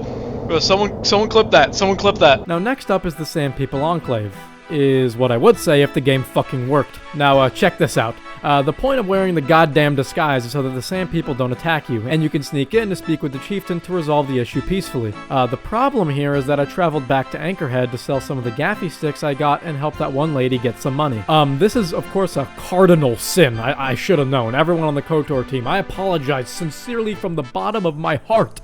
I shouldn't have even thought of engaging in such disgusting action. This is because, for some reason, if you go back to Anchorhead with the sand people clothes on, they no longer work, and the Tuskens will beat the shit out of you if you come back, which obviously makes no fucking sense, and I didn't know, so I reloaded like 60 times thinking it was some glitch, and I still got fucked. Then I seemingly make it past the front guys, but the guys in the Enclave rather mystifyingly are not fooled. Then the ghost of Christmas past comes to haunt my game, and Satan sends me to hell. What the fuck is going on? Is Darth Malak using like an OP meta force power to stop me from reaching him? Let it be known that, without exaggeration, a good 30% of all footage I have on this god-forsaken planet is me trying to get this stupid piece of shit quest to work. Valve, please fix. Eventually, I break on through to the other side and get to finally speaking with the chieftain. HK guides us through our conversations, all the while interjecting his own personal desires for blood. Plot hole, lasers wouldn't cause bleeding, they would cauterize the wound. This game is literally unplayable. Anyways, the chieftain is surprised that an outsider would go to such lengths to seek a peaceful solution to the conflict, and promises to reduce attacks on Zerka, thus fulfilling our deal with them if we find them some moisture vaporators because they thirsty. I run all the way back to the land of sin and back, give him the vaporators, at which point he gives me his gaffy stick to turn in as proof of his death to Zerka, and I'm free to roam the Enclave. Although this is the only place in the game that punishes you for stealing, which is pretty fun to be honest. This is also where I free the Jawas, my beloved, and also find Griff locked up. From him, we discover that Lena was telling the truth. Griff did abandon mission to pursue his get-rich-quick schemes and even has the gall to ask us for money after we save him. Mission is of course quite disappointed in her brother, but can't find it within herself enough to actually hate him. Anyways, now that I'm through with that shit, I can get to finding the star map. This is apparently as easy as just walking east a bit until we find a random Twi'lek dude standing outside a cave with a random dumbass next to him. They're standing outside a Krayt Dragon cave, and random dumbass has the bright idea of just running in and pissing his pants. This guy has got to be like the dumbest, biggest, largest, hugest, most massive moron in all of literature. In all of human thought. This guy takes the fucking cake as the dumbest man ever dreamed of. Anyways, Komad here invites us to go hunting a Krayt Dragon with him, given his last companion was mentally impaired. I mean, seriously, dude, I can't let that go. What do you mean, how big can the Krayt Dragon be? You can see it! I mean, seriously, guys, what's this guy's name? If anybody can find this guy's name, he's my new favorite Star Wars character. Move over, Kreia! Anyways, this guy's bright plan is to bait out the dragon with some bantha into a minefield he had set up. I mean, a pretty good plan. Surely everything will go just fine. First, though, we gotta lure the bantha. Thankfully, I already got the fodder, so we just have to kill some more sand people since they revere the damn things and lead these poor, dumb animals to their deaths. And, uh-oh, here comes the dragon. I bet those mines are gonna get it, and, yep, mines killed it. It's dead. That's the end. That's the end of Tatooine. The final boss was a random raiding party of Tusken Raiders that we've not only killed dozens of, but have actively made peace with. Fucking awesome, dude. Anyways, we harvest the Krayt Dragon Pearl from its dead body, a powerful lightsaber upgrade, find the star map, as well as Bastila's dead body and his holocron. Remember how he was searching for that Krayt Dragon? Well, he found it. Bastila doesn't exactly seem to give a flying fuck, though, even actively asking us to get out of here. This is a subtle nod to incoming character development. We return to Bastila's mother, wherein Bastila contemplates not even giving the holocron over to her mother and continues to go on about how her mother is to blame for her father's death. It becomes apparent, though, that Bastila is quite wrong. Bastila's mother loved her husband, and even though she may not have been the greatest mother to Bastila, she still loved her and intended to protect her from her father's dangerous work. After Bastila left for the Order and her mother fell ill, Bastila's father took on ever more dangerous jobs to attempt and pay for her treatments, ultimately leading to his untimely demise. She just wants the holocron to remember her love before she dies. Bastila realizes her mistakes and apologizes, offering the holocron to her mother, who also apologizes and allows Bastila to take it with her instead. Bastila even gives her mother 500 credits, all she has, to go to Coruscant and find a doctor to help her. Fucking broke-ass bitch. Promising she will meet with her after her mission is complete. Overall, it's a nice little character arc for Bastila and a nice insight into her personal life. I also talk to HK and get some meatbag lore. Statement. HK-47 is ready to serve, Master. Query. Don't I? I was under the assumption that organic meatbags such as yourself enjoyed such forms of address. Retraction. Did I say that out loud? I apologize, Master. While you are a meatbag, I suppose I should not call you such. Explanation. It's just that you have all these squishy parts, Master. And all that water. How the constant sloshing doesn't drive you mad, I have no idea. Statement. Now do you understand the travails of my existence, Master? Surely it does not compare to your existence, but still. Commentary. As do I. It is our lot in life, I suppose, Master. Shall we find something to kill to cheer ourselves up? Anyways, that's the end of Tatooine, and God, that was fucking awful. Guys, I love this game, and even though I'm going to rank the planet quite low, I still ultimately had fun because the game is incredible. But compared to every other planet, Tatooine just sucks. Not only is there, the issue I talked about earlier with constantly going back to this backwater planet, but the main quest is remarkably glitchy, the environment outside the city is just a big open square, and the final encounter to find the star map is absolute dog shit compared to the awesome Kashyyyk IQ test. Obviously, we met up with HK, found Griff, and had the whole thing with Bastila's mother, which were great, which saves the planet from the depths of hell. So yeah, lowest I can go here is C tier. Again, pretty bad for this game, but still fun because it's a great game. Moving on. Now, next up in our star map scavenger hunt extravaganza is Korriban, the ancient homeworld of the Sith. Now, this is another great example of how different of a time period the Old Republic is, since we land in the city of Dresde, a relatively small town that is home to a Sith training academy. I mean, that's like if you turned left at the wrong light on accident and happened upon a Hitler school for Aryan youth in Orlando, Florida. I mean, I guess that actually probably wouldn't be that crazy considering, but you know, you get my meaning. This isn't some bullshit shadow organization. They're fucking here. Anyways, we land and get inquired about our ship, the locals recognize it as the Ebon Hawk, which means either Davik frequented Korriban or the previous owner did. We're also greeted by a guard as yet another Jedi coming to Korriban to join the Sith. As you could imagine, this is our cover for coming here, because otherwise we'd be walking into a hornet's nest of Force rapists whose sole goal in life is to reduce this puny human form to ash. Moving forwards, we see some Sith hopefuls trying to gain entrance into the Academy by attempting to impress one of the Sith. He is not amused, and asks us what kind of inhuman punishment we should inflict upon their fragile bodies. Of course, we convince him to let them go. Do I really need to say it? No, come on, man. I don't want to say it again. You realize that if I press Control F right now and type in that phrase, it appears like 60 times? Like a good guy. Anyways, check out my new lightsabers. Just blending in, guys. Don't look into it too hard. Anyways, there's some more random horse shit and dressed it proper like a group of Sith who want to hear a joke. Ha! Too funny. Another godforsaken Zerka office, and a guy who claims that the Ebon Hawk has a secret drug compartment filled with spice that this guy's been waiting for fucking ever. Hey, listen, pal. I've been busy, okay? Moving outside and towards the Academy, we see a group of hopefuls standing outside with a Sith. We quickly learn that the Sith claimed that if they stood outside long enough without food or water, they'd be let in. Of course, he's just fucking with them and seeing if the dumbasses would literally kill themselves before leaving. Hey, wait a minute. I've seen this shit before. As fucked up as this is, I will admit it's kind of funny. Kind of. That is the whole point. Personally, I think it's wonderful fun. Those fools actually think that if they stand there long enough, I'll let them become a Sith. Idiots. Sith is not a bantha, all endurance and no brains. A Sith would fight for his life, no matter the odds. If these rot grubs are as stupid as they seem, then they deserve their fate. Oh, it's a test, all right. It's a test to see if they're actually fool enough to die. If they don't, however, I certainly wouldn't admit them just for that accomplishment. Oh, what a sweet guy. He should get the Sith Congeniality Medal. Why not just shoot them where they stand? It would at least be more direct. It is a bit boring standing out here all day, however. I think I'll go for some dinner.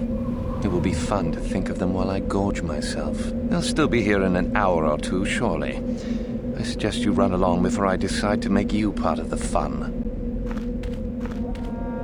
Anyways, like he just said, Tyler Durden here fucks off to go stuff himself full of slop as I try my best to convince these morons to go home. Some heed my warnings. Others succumb to the whispers of a better tomorrow, too blind to see that today is an equal blessing. Anyways, yeah, I try to get into the Academy here by pretending to be an aspiring Sith initiate, but am denied entrance until I get a fucking letter of recommendation or some shit. Thankfully, there's a lady in Dresde named Yathura Ban who can help us out with that. She is second in command in the Academy, and senses our strength in the Force, believing in our ruse about being a fallen Jedi. There's also some funny dialogue here. My hearing's not so good. I'm just pleased my nice master doesn't beat me so much anymore. Yes, sir. There's something odd about this servant of yours. That aside, though, we convince Yathura to bring us into the Academy, at which point we meet the headmaster, Master Uthar. This Academy is a very interesting place with regards to expanding our understanding of the Sith. I chose a dialogue option indicating that I had killed many Sith before, to which Uthar responds that if they fell to me, then they deserve their fate, and there will be no retribution from the Sith here at the Academy. I think this section of the game does a great job at showcasing some of the basic Sith philosophy, especially since many just assume that bad guy Jedi equals Sith. You know, that's not really true. For example, Kylo Ren is not a Sith, and neither is Malicos from Fallen Order. They're just dark Jedi. To be a Sith, you have to be a believer in Sith philosophy and theology, and the primary tenets of Sith ideology typically include the harnessing of your passions to strengthen yourself and bolster your ability to exert your will. As the Sith code states, peace is a lie. There is only passion. Through passion, I gain strength. Through strength, I gain power. Through power, I gain victory. Through victory, my chains are broken. The Force shall free me. As distinct from the Jedi, the Sith perceive the Force as a tool, whilst the Jedi essentially view themselves as tools for the Force. To become a Jedi, you give up your humanity, and to become a Sith, you give up your spirituality. In my opinion, both are flawed philosophies, which is why I really enjoy Krea's critiques of the Force in the Jedi/Sith and KOTOR 2, but obviously we won't be discussing that here. I already have a video for that. 2, actually. Anyways, Uthar explains that me and the other hopefuls here have to compete to earn enough prestige to be fully admitted into the academy as an apprentice of the Sith. Basically, whoever does the most stuff wins. We all go our separate ways to begin doing stuff when Ithura beckons to me for a conversation. She estimates that I will win this competition and be admitted, and as such proposes that once I am, we join forces to take down Master Uthar and she can become the head of the academy with me by her side. I accept her offer for the moment, and to this end, she teaches me the code of the Sith such that I might relay it to Uthar to gain my first morsel of prestige. After that, we talk to Ithura a bit more about herself. She was born a slave to a Hutt on a planet called Slaheyron, when one day she killed her slave master in his sleep and stowed away on a ship. She was abandoned and found by Jedi, which she trained under until leaving due to her inability to find peace and desire for the power of the dark side. She wanted to become powerful enough to fight against slavers, due to, obvious reasons, and claims that now only compassion stands in her way. But we wisely inquire whether she will still care for saving enslaved people when she rends her compassion from the fabric of her soul. She is somewhat taken aback by this perspective, and struggles to answer. I think this brief conversation does a lot to expand her character, but also the character of all Sith and even really evil people in general. It isn't so that many start down a dark path with the explicit intention of being evil, but rather many a misguided soul turn to such things out of apparent necessity or attempt to do what is right. As is often said, the road to hell is paved with good intentions. No one wants to think they have the wrong idea, and seldom have the wisdom to understand even their own actions, let alone themselves. Awesome stuff. Anyways, she now considers us friends, which is cool. I mean, yeah, friend. Friend, that's what I wanted. Fucking bullshit all the time. So yeah, we recite the code to Uthar, get a bit of prestige, terrorize some of the competition, and move on to other prestige gathering activities. First of which is interrogating a prisoner for the location of a weapons cache by injecting him with the truth serum. I work out a deal with the prisoner to give him just the right dose to knock him out so the Sith will let him go, if he tells me the location of the cache, since, you know what, you love it, I'm a good guy. The interrogator is pissed because he thinks I made him a vegetable, but Uthar is pleased with our ability to get the location of the cache, even if they already scrapped the ship, earning us some prestige. Moving outside in the back of the academy, we encounter... oh shit, I forgot to mention. Before landing on Korriban, we got another epic cutscene showing Malak sicking his apprentice on us, Darth Bad Guy. My apprentice, Darth Bandon, shall take care of our guys. Jedi friend. New villain, who is it? Oh my god. Whoa, it's Vince McMahon. It's Vin Diesel. Yep, just fucking kill those guys. That means he's scary. I mean, that's a subtle nod to being a bad guy. That's good writing. Now, eagle-eyed, Sherlock Holmes-esque viewers may be able to deduce that this is in fact not his real name. However, considering the fact that this loser is literally just Sith Apprentice Model 01 and his entrance was that shitty and edgy, I think I'll just call him Darth Bad Guy. So yeah, Mr. Bad Guy's here, and we fucking kill the shit out of him. Only problem here is that obviously he knows who we are and that we aren't earnestly interested in becoming a Sith at the Academy, and even has Sith backing him up. I know the Sith aren't necessarily opposed to Sith v Sith combat here, and I guess this is in an area kind of away from prying eyes, but I feel like the word would have got out here. And if not, it's incredibly stupid of Darth Bad Guy not to warn the headmaster about our deceitful presence. Then we would have surely been fucked, but yeah, just come at me with two guys and fucking die. Good work, Darth Bad Guy. After that, we go into a cave with a bunch of, you guessed it, dumb animals, and find a brigade of Sith apprentice defectors. They're trying to find a way out of the academy that doesn't include going back in and having their skin turned inside out by the Sith, so they tried to flee through this cave. One problem though, there's a big, evil, powerful, dumb animal blocking their way. I find this evil beast, which just turns out to be another Tarantatech, as well as some cool Jedi robes with some powerful stat bonuses, and we clear a way for the defectors to get out, for good, yummy good guy points. We also use the clearing of the cave for more prestige, as Uthar is none the wiser with regards to our actual deeds, attributing the lack of bodies to them being eaten by the Shyraks. Good fortune. The rest of Korriban revolves around exploring the tombs of the ancient Sith Lords, those being the tombs of Ajunta Pall, Marka Ragnos, Tulak Horde, and Nagasadao. All of these being explorable for the moment apart from the tomb of Nagasadao, where the star map is, as well as the final initiation rite with regards to being accepted into the academy. We need more prestige first though, so we plunge ourselves into the explorable tombs. Starting with Ajunta Pall's tomb, it's filled with mines and shit, along with dark side force resistant goats. That's kind of freaking awesome. Bro, these are the first smart animals. Can we get a smart animal counter? 70% chance this doesn't become a recurring bit because I'll probably forget about it, but keep a lookout. It might just come back. There's also some sort of pillar in our way with a suspicious firing squad of deactivated droids.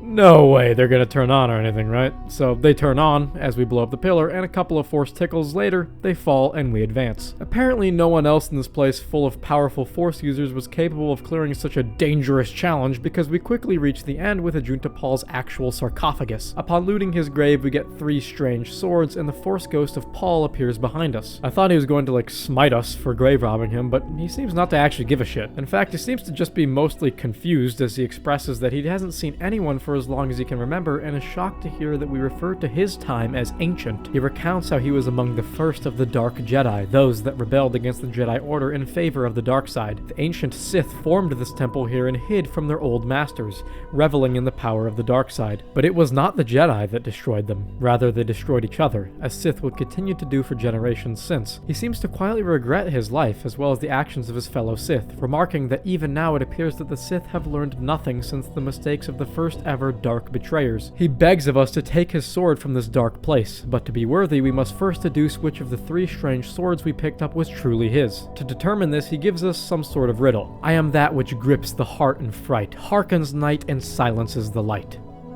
Reddit. Anyways, we read through the item descriptions here of the swords, and I correctly deduced the true sword to be the notched steel sword and place it upon a statue. He congratulates us and allows us to take his sword. We even seem to redeem his soul and return him to the light as he fades away. Overall, a super interesting little quest here, along with another opportunity for prestige. Before we can leave though, this fucking moron Shart Dan intends on killing us to claim the sword for himself. Oh yes, the classic. Hey look, this guy did something I couldn't do. Surely I can kill him now.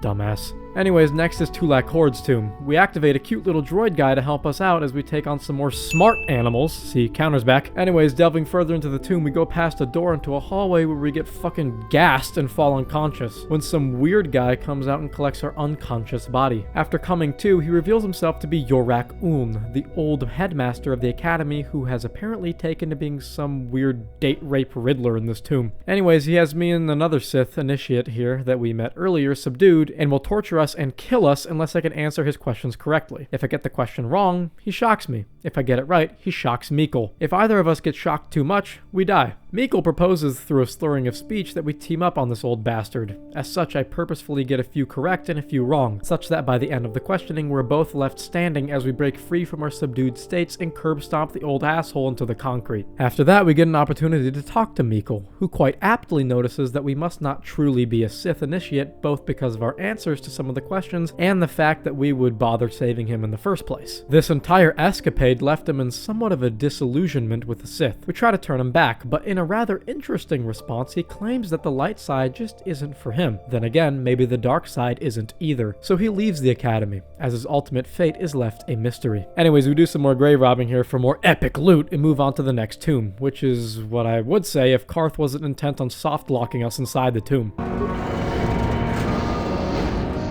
Gather your party before venturing forth. Man, where is Karth's fat ass, man? I swear to God, this stupid son of a bitch is constantly Oh, there he is. Yeah, take your sweet time, Karth. It's not like we got shit to do. Anyway, the next tomb is that of Mark Aragnos. Now, this one starts off with a real bang, with a Rogue One hallway of droids that we mow through until we reach the end, which has a big evil droid that we also easily dispatch. Well, we know which tomb they spent the least amount of time on. I mean, it was kind of fun in a mindless way, though. Before we move on to the final act here, though, I must admit something. Well, obviously I've played this game before, so I know I'm missing a companion-related quest here. It's Karth's son, Dustil. Remember when I said Karth's son and wife died during the Telos bombardment by Saul Kareth? Well, in reality, only his wife actually died. His son went on to join the Sith for some mystifying reason, and we were supposed to encounter him in the academy, but for some fucking reason I can't find him. So I have to look up online and find out that for some reason I just never encountered the random event where NPC model number 3 comes up to us, an old pal of Karth, and catches up with him, when at some point he mentions seeing Dustil to Karth's surprise as he realizes his son is still alive. For some reason, if you just don't happen to get this cutscene, Dustil never spawns in, and if you complete the main quest on Korriban, you just get soft lock out of the quest, which is pretty fucking idiotic, since I could have easily completed Korriban earlier and just never got this incredibly important quest with regards to Karth's character. Just really weird game design. Anyways, after some fucking around trying to get the random event to happen, we finally get it in Tatooine, because, you know, everything happens on Tatooine, and go back to Korriban to chat with Dustil. He's basically just a massive asshole to his dad, who is happy to see him alive, but shocked at what he has become. Dustil apparently blames his father for abandoning them on Telos when the Sith attacked, when, in reality, Carth was trying to stop the attack from happening. Carth pleads with his son to reject the evil ways of the Sith, but Dustil doesn't believe the Sith are actually evil. Yeah, apart from the fact that the Sith literally murdered your mother, if you would point your attention one hallway down and to the left, you'd see the Sith Academy prisoner torture chamber where they endlessly torture random people for fun. Really, Clanka? Anyways, apparently we have to prove the evil of the Sith to Dustil another way, at which point we break into Master Uthar's headquarters, where he keeps a journal detailing how Uthar had a woman important to Dustil killed because he felt as though she was hindering his training. This seems to open Dustil's eyes a bit as he vows to leave the Sith and maybe reconnect with his father after all of this is over. Anyways, it is now time for the great showdown. Yuthura and Uthar take me to the last tomb, the tomb of Nagamatsu. Here I must make my way through the tomb without my companions and retrieve an ancient lightsaber at the end to prove myself. In my way stands a couple of Tarentateks, who squarely fall into dumb animals. Sorry, smart animal counter enthusiasts, not this time. Anyways, past them I get 2 grenades, one of fire and one of ice. Almost makes me want to sing a song of sorts.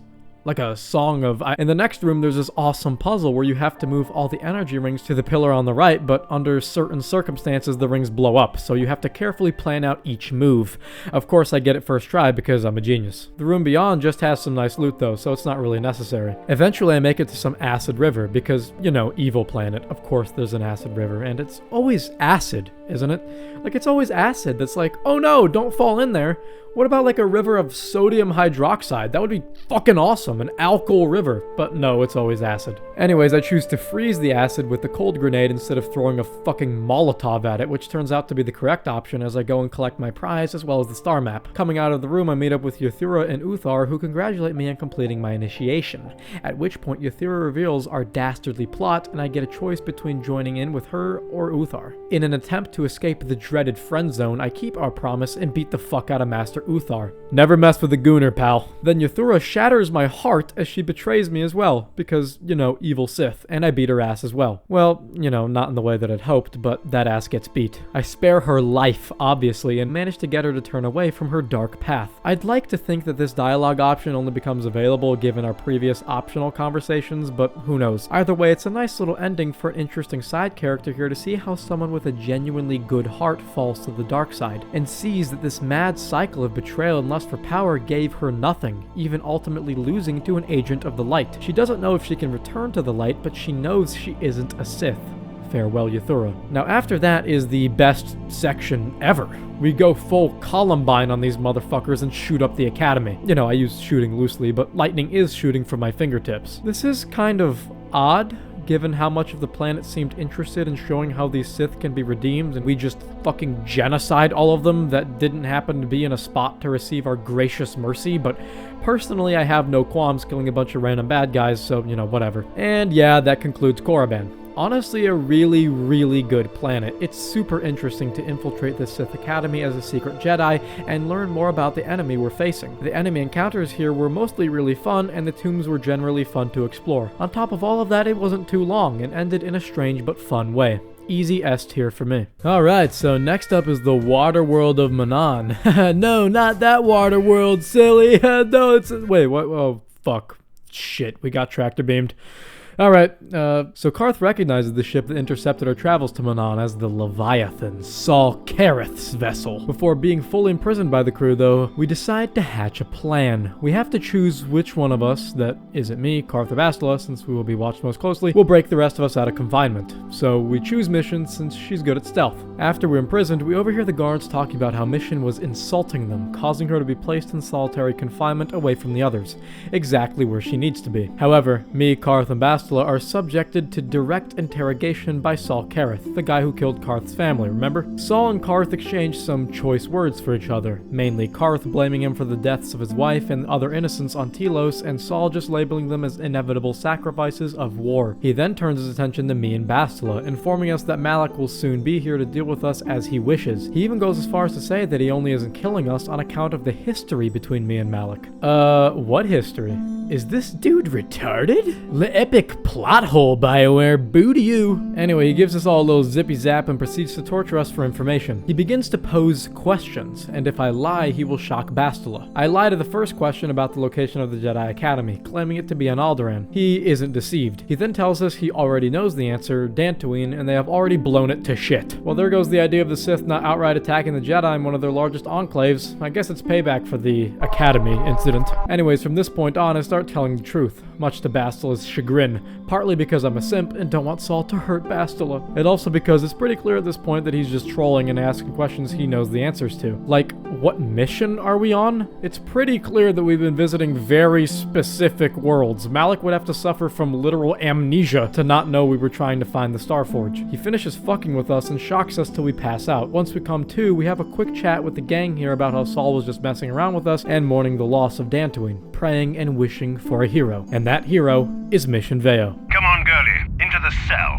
Let's go. I haven't got all day to waste on you. I need to get back to my post. Quit crowding me. Sheesh. I've met Gamorreans who didn't smell as bad as you Sith. You think you're pretty funny, don't you? But you're only making things worse for yourself. How come every time you open your mouth to talk, the scent of rancor dung comes out? Maybe a little time in solitary confinement will teach you the proper respect for the Sith. Now get into that cell. Who designed those Sith uniforms anyway? A blind Rhodian with a sick sense of humor?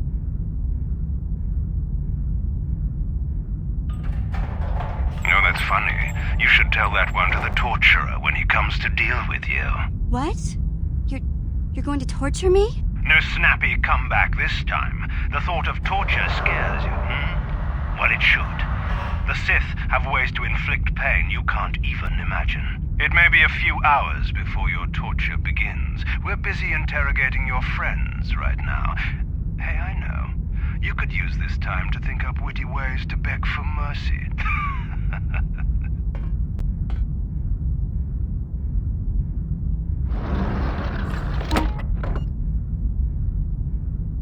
Or I could use the key card I lifted from your pocket to slice into the security panel and get myself out of this cell.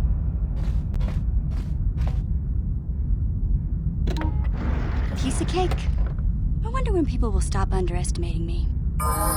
After breaking out of the cell, I speak with a Rhodian who promises to give me some sort of code breaker if I free him. Obviously, I do that. I make a galaxy-sized blunder by freeing a bunch of crackheads and sneak past a Sith patrol to find a gun along with a stealth unit. It's game time, baby! Oh, shit. Anyways, yeah, stealth is typically ploopy and for old men, or women, but it's pretty fun to play here as Mission, who is quite fragile. I even ended up clearing that one room for the fuck of it. After taking down more Sith and making my way to the torture chambers, I free the real gang and we begin to discuss our next steps, which include the three of us going to the bridge to open the hangar doors for the Ebon Hawk to escape, and the rest of the crew headed by Candaris, making their way to the Ebon Hawk and clearing the area for a quick escape. Then we're treated to something truly lovely, and as though I haven't suffered enough, Bastila equips her gear.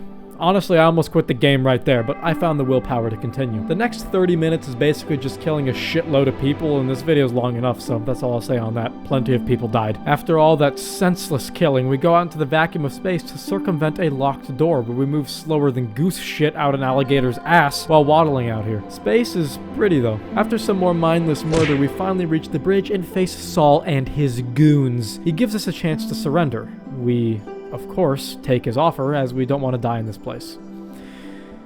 Yeah, right, pussy, we fucked him to hell. Dare I say, akin to a bunch of dumb animals. On Saul's deathbed, he beckons to Karth, whispering something in his ear that shakes him to his core. He turns to Bastila, screaming at her that she knew. She knew what? We're deprived of an answer under the idea that we have to evade Malak, and there will be time for talk later, so we get moving. We open the hangar doors for the Ebon Hawk and make our way through hordes of Sith, ultimately hearing word from Candaris that the Hawk is secure and ready for our arrival. On the way there, however, a sight as cold as death itself, Darth Malak now faces us. Karth uses voice line number 3 and begins shooting at a Sith Lord and quickly gets attitude adjusted. The ensuing conversation, however, I think is just best presented as is. Besides, I had to see for myself if it was true. Even now, I can hardly believe my eyes. Tell me, why did the Jedi spare you? Is it vengeance you seek at this reunion? What? You mean you don't know? All this time and you still haven't figured it out. I wonder how long you would have stayed blind to the truth. Surely some of what you once were must have surfaced by now. Even the combined power of the Jedi Council couldn't keep your true identity buried forever, could it? The Jedi do not believe in killing their prisoners. No one deserves execution, no matter what their crimes. The Council would not normally accept an adult for training, but this is a special case.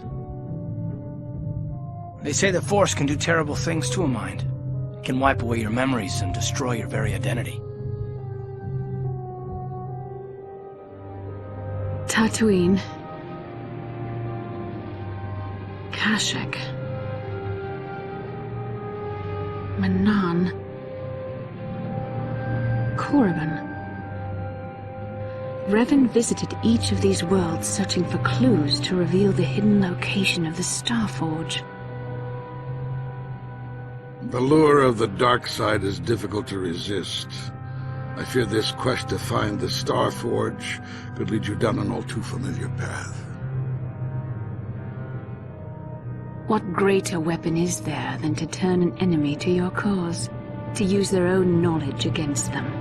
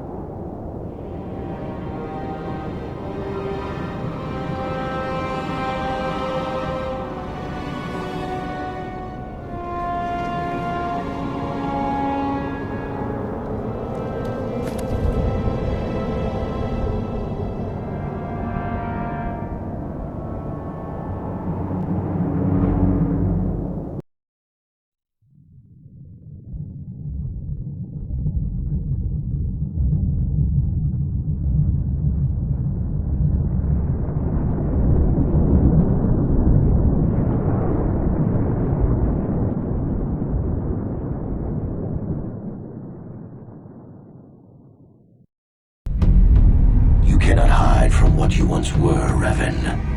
Recognize that you were once the Dark Lord, and know that I have taken your place. So yeah, kudos to everyone who figured it out over the course of the video. It's not like I put that cutscene at the very beginning of the video or anything.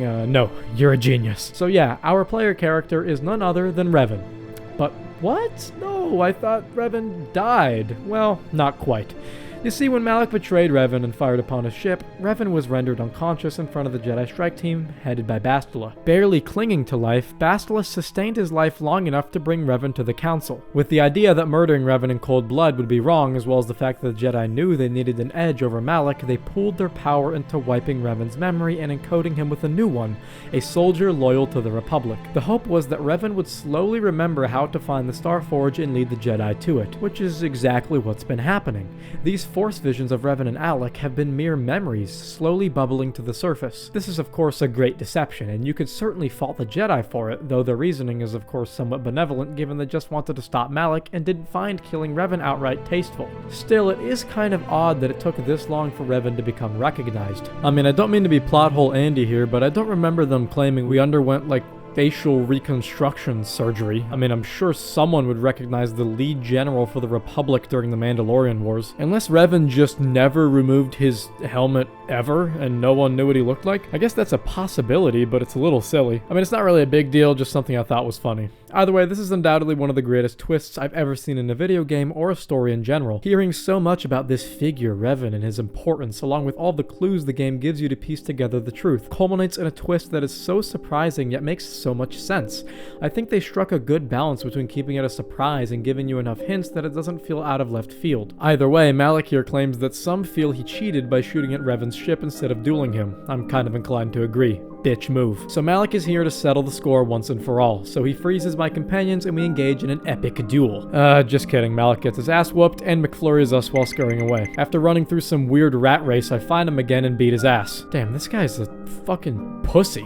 He's saved by the cutscene where he freezes us and is about to kill us, but Bastila comes out of the woodworks and sacrifices herself so we can escape. Hey Bastila, no need. Just open the door. We three are definitely gonna fuck him up. I mean, seriously though, I don't know why Malik feels so weak during this encounter because it just makes him feel a lot less scary. Either way, we honor Bastila's sacrifice and me and Karth make our way to the Ebon Hawk.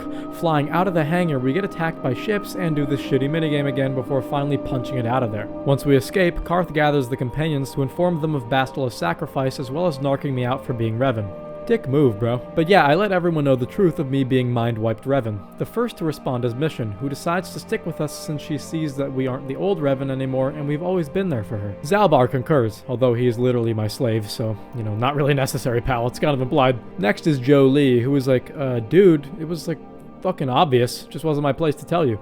Which is honestly really funny and explains why Jolie came with us in the first place. Canderous is next, and he's just glazing my shit, which makes sense. Mandalorians hold a great deal of respect for Revan for being able to best them during the wars, so Canderous is naturally ecstatic at the news. Next is HK, who upon hearing the news experiences a flood of memory retrieval and the reactivation of his assassin protocols upon returning to his original master. That's right, Revan. So HK is of course locked in. We then ask T3, but I don't think either you or me gives a shit, so I'm not even gonna tell you what he says. Just guess. Oh, and Juhani is also like, yay. Last is Karth. The famously untrusting and cynical bastard has a tough time accepting that the entire time the Dark Lord of the Sith was here under his nose. But because of all we've done and the trust of the others, Karth acquiesces and pledges his continued allegiance to the mission so long as we do not betray the Republic. Some people find Karth annoying because of the way he acts in times like this, but personally I think it makes complete sense for his character given everything he's been through, so I appreciate the consistency. Anyways, we fuck off out of there and finally make our way to Manaan. Upon landing, we intercept two soldiers, one Sith and one Republic, speaking to each other. They each argue about how the other's a big baby when the Sith takes it way too far. Ha! Don't make me laugh, you gutless simp. It's the destiny of weak-minded fools like you to be ruled over by the strong, like we Sith. Anyways, the purpose of this encounter is to show the player that here on Manaan, the Republic and the Sith are forced into an uneasy truce by the laws of the Selkath here on Manaan, the Selkath being the fishy natives of this water world. They built Auto City, where we are now, primarily as a means of interacting with off-worlders for the main purpose of exporting Kolto, which is some sort of extremely rare material seemingly only found on Manaan deep down in its vast oceans. This is an extremely important material for both the Republic and the Sith war efforts as it has miraculous healing qualities, much like raw beef and honey in the real world. What would you do if your arm got chopped off? Yeah, the first thing I would do is definitely not panic and definitely not go to a hospital, and then I would just rub butter and honey on it and raw meat every single day, and eventually it would heal. And wake up the next morning, it'll all be absorbed. You'd be like, where did the raw meat go? It just absorbs into the skin, and you shouldn't even have a scar after a few years, but... Wow, so no stitches. Unlike raw beef and honey, however, you can't get this shit at Walmart, and so the Selkath, in the interest of preserving the neutrality of Manaan and also profiting big time, sells equally both to the Republic and the Sith, with a promise to cease all Kolto exports immediately to a faction should they be attacked by said faction. Furthermore, strict Selkath law related to this prevents the Sith and the Republic from attacking each other here in Auto City, forming the interesting political landscape of Manaan. Now listen, I'm no political analyst, but... Hold on. I'm getting a transmission here. Can you guys hear that? It's from the planet Podcastia. No way. No, this can't be.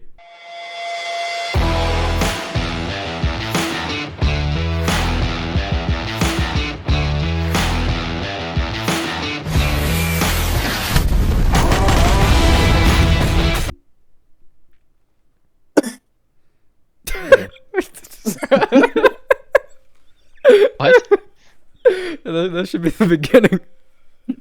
Welcome back to Lawson's Lounge, the #1 podcast for Alderaan economics. I have my co-host, as always, Thermoculus Krisenvolt Scissor Punch. Oh, sounds like you almost forgot my name there, Lawson. Is it a bit too much for you? No, never. Alright, so longtime viewers, should I say listeners, of the podcast, you know that me and Lawson are big on Alderaan economics, isn't that correct? That is. Big fan of Jar Jar Meezus. Oh, great guy. So we decided to do something a little bit different today. As we all know, the Manaan situation, what's happening with the Sith and the Republic in terms of Kolto exports, we decided to bring in a little bit of a different voice here. We are joined today with Eric Lemon. Is that correct? It's actually Lennon. All right, thank you for having me, Therm. Thank you for having me, Lawson. It's Lennon, but yeah. Thank you. I'm glad to have I'm glad to be able to have my expert opinion on this. Yeah, of course. Your opinion is very, very important to us. So yeah, we just kind of wanted to talk about what's happening on Manaan right now. As we know, the Selkath Authority in Otto City are kind of dealing with this Kolto export situation with a bit of an iron fist. Wouldn't you say so, Lawson? Yeah, in my opinion, this is right out of the pages of the economic calculation problem in the Zerka Commonwealth by Jar Jar Mises. They're violating their rights to trade freely to whoever they wish, and I think that's really the problem. And those are natural rights. Yes, they are natural. Yes. So, would you consider the fact that many people might agree that the Sith are inherently evil? May I, Whoa! Inherently evil. Come on. I mean, have they violated the non-aggression principle? I don't see that. May I please bring up the Taris incident? Okay, that was a special. Come on, that was a special military operation. Exactly, that was a special military operation. Or the fact that they have a literal Sith training academy on Korriban. Like, come on. Hey, if you want to bring that up, let's bring that up. Actually, yeah, bring it up. The Sith Academy on Korriban was attacked by Coruscant radicals, and I heard they were paid by Glup Soros. These are innocent Sith lives. If I was a Sith, which I'm not, but if I was, I would feel a little bit attacked when Glup Soros and the radical Coruscant elite are paying people to attack me. That's exactly what I'm saying. That's exactly. I'm so sorry. I'm sorry. Where can you get the source for that, please? This is completely opposite from everything I've been our hearing. source is rational thought, buddy. I know that might be a little bit of a foreign idea to a big city Coruscant liberal like you.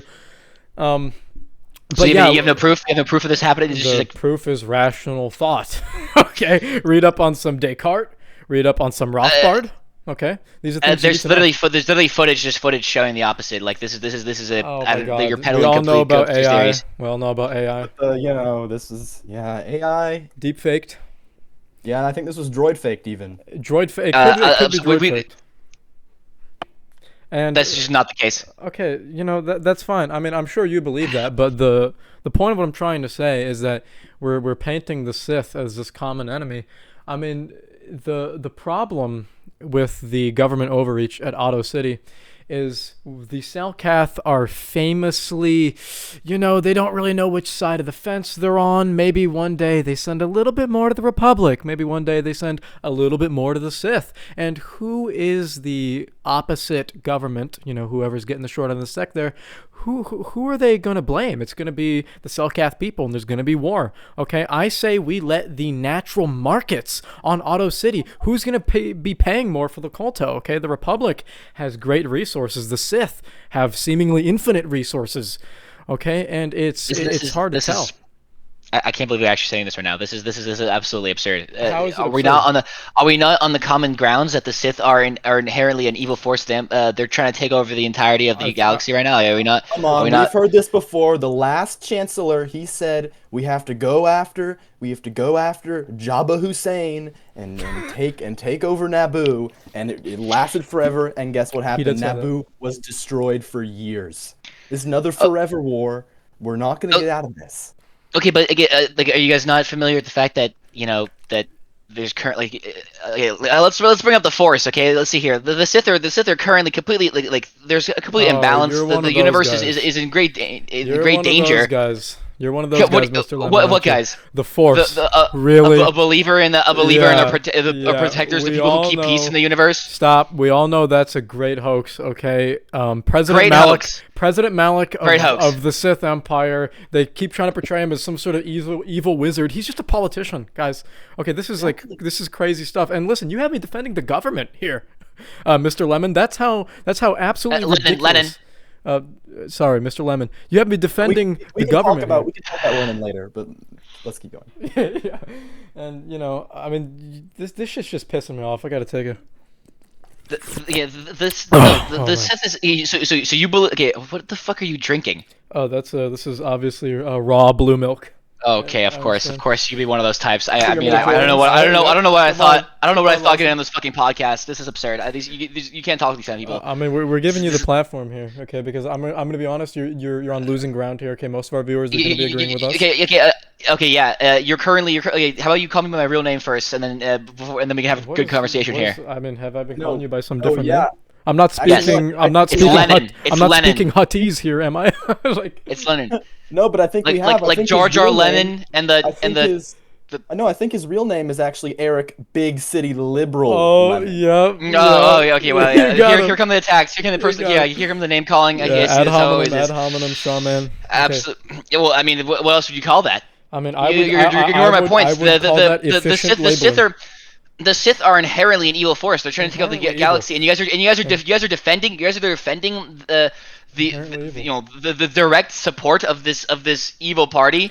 Like, I don't understand. Let me explain to you. Let me explain to you the problem with that, okay? And listen, I can sympathize, okay? I know that special military operation on Taris was not everyone's cup of tea, right? But let me explain to you the problems with your thinking, okay? When you label something inherently evil, I mean, this is something Exar Kun did, okay? We're talking about recent history here, and it was because of this labeling of people as inherently evil that he was able to justify these mass genocides, okay? And this is what me and Lawson, this is why we started Lawson's Lounge, okay? Because we're trying to stop government overreach, and we're trying to stop all these endless genocides, these forever wars in middle space, okay? This is what we're trying to stop. All right, and people like you who are so quick to label everything as evil, as, oh, we need to control this. I mean, this is in complete opposition to what we know about market forces. How exactly is the entirety of this planet, playing both sides in a war, being literal war profiteers? How exactly does that help prevent this infinite, forever war?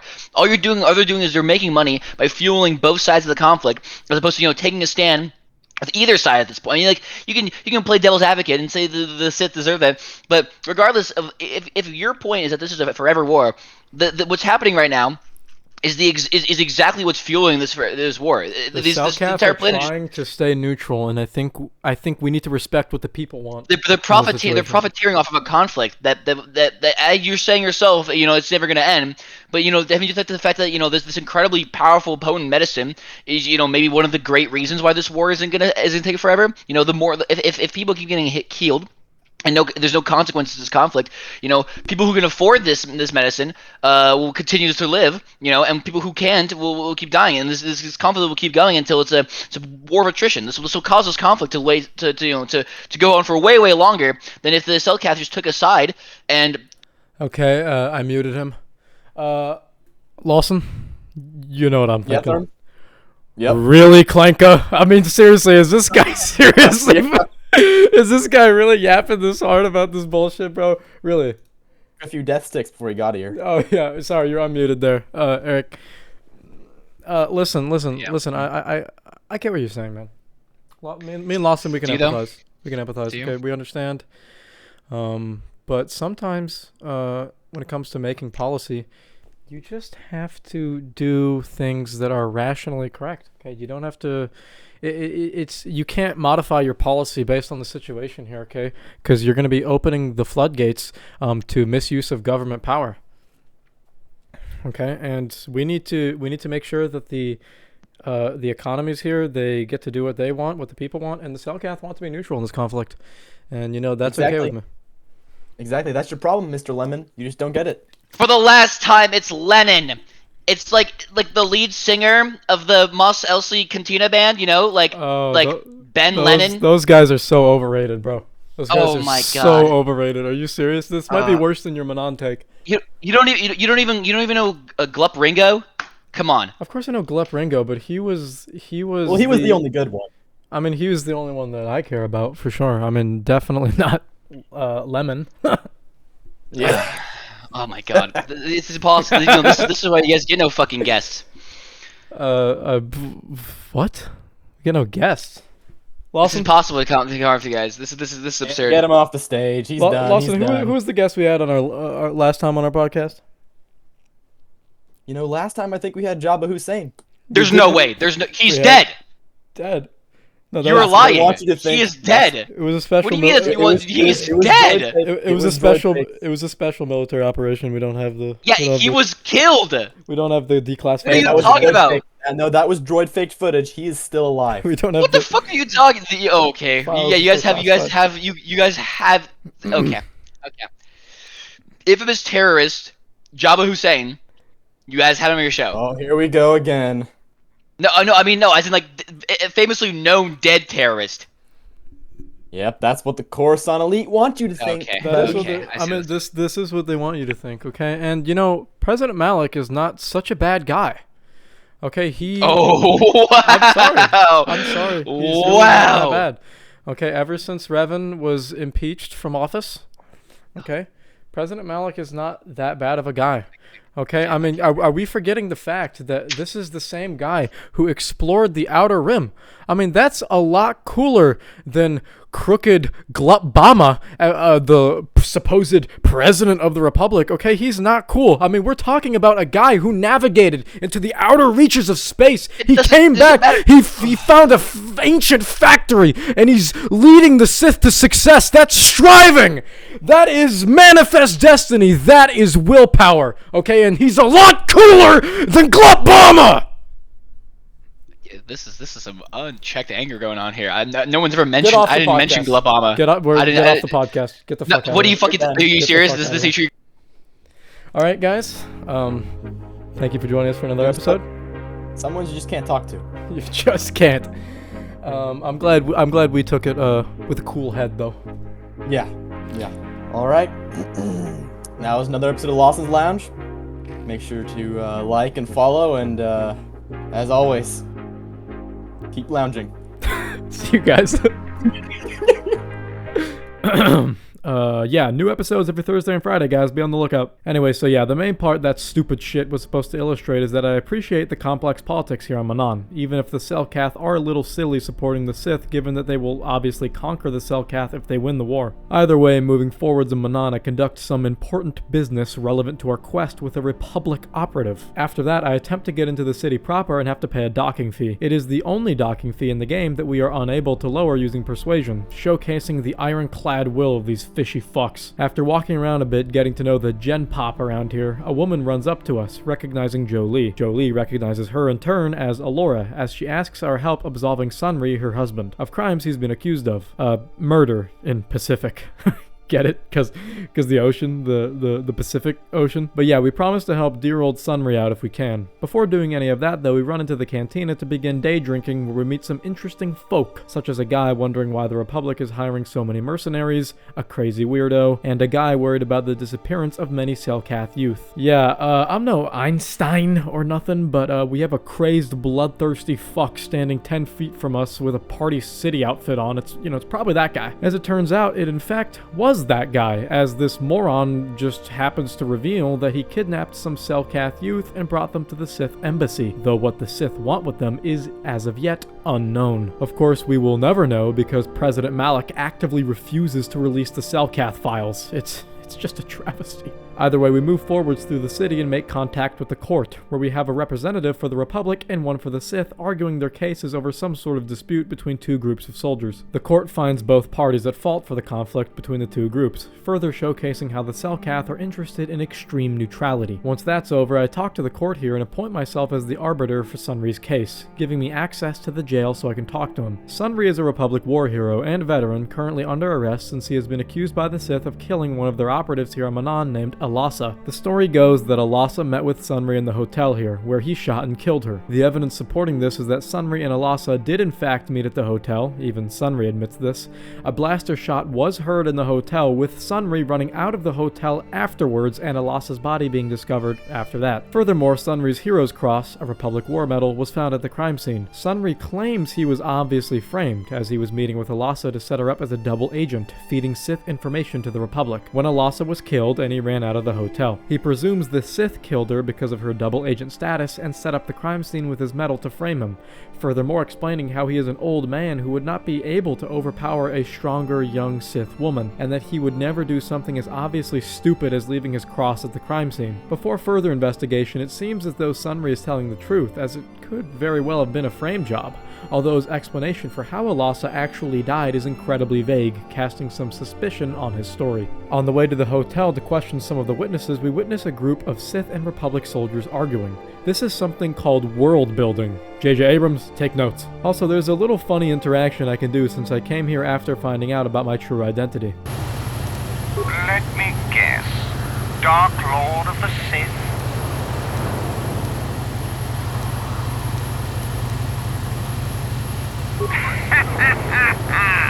Revan, right?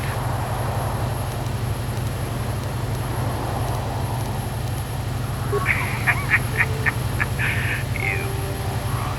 Revan's dead.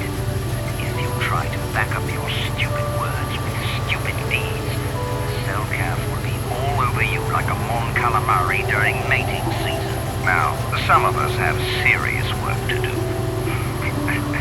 Run along.